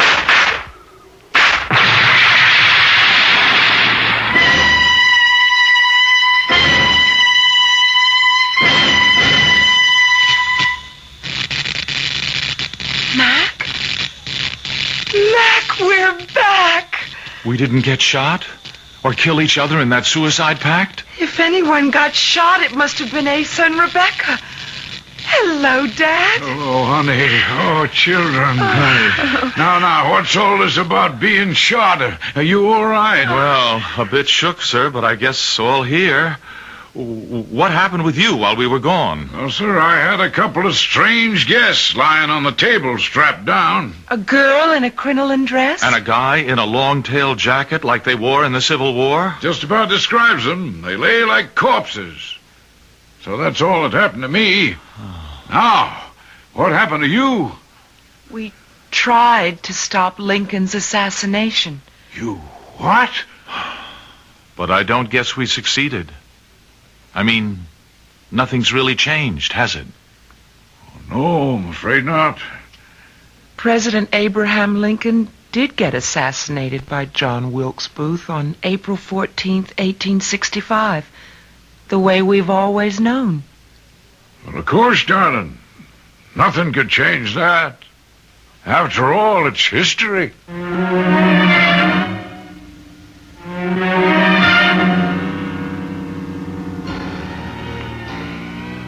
It's history, all right. But might it not have been? And if the tragic occurrence had never happened, how much better or worse might our country or the world have been? We'll never know, of course. And there's the fascination of life, leaving just a few loose ends in our story, which I'll be back to gather up very shortly.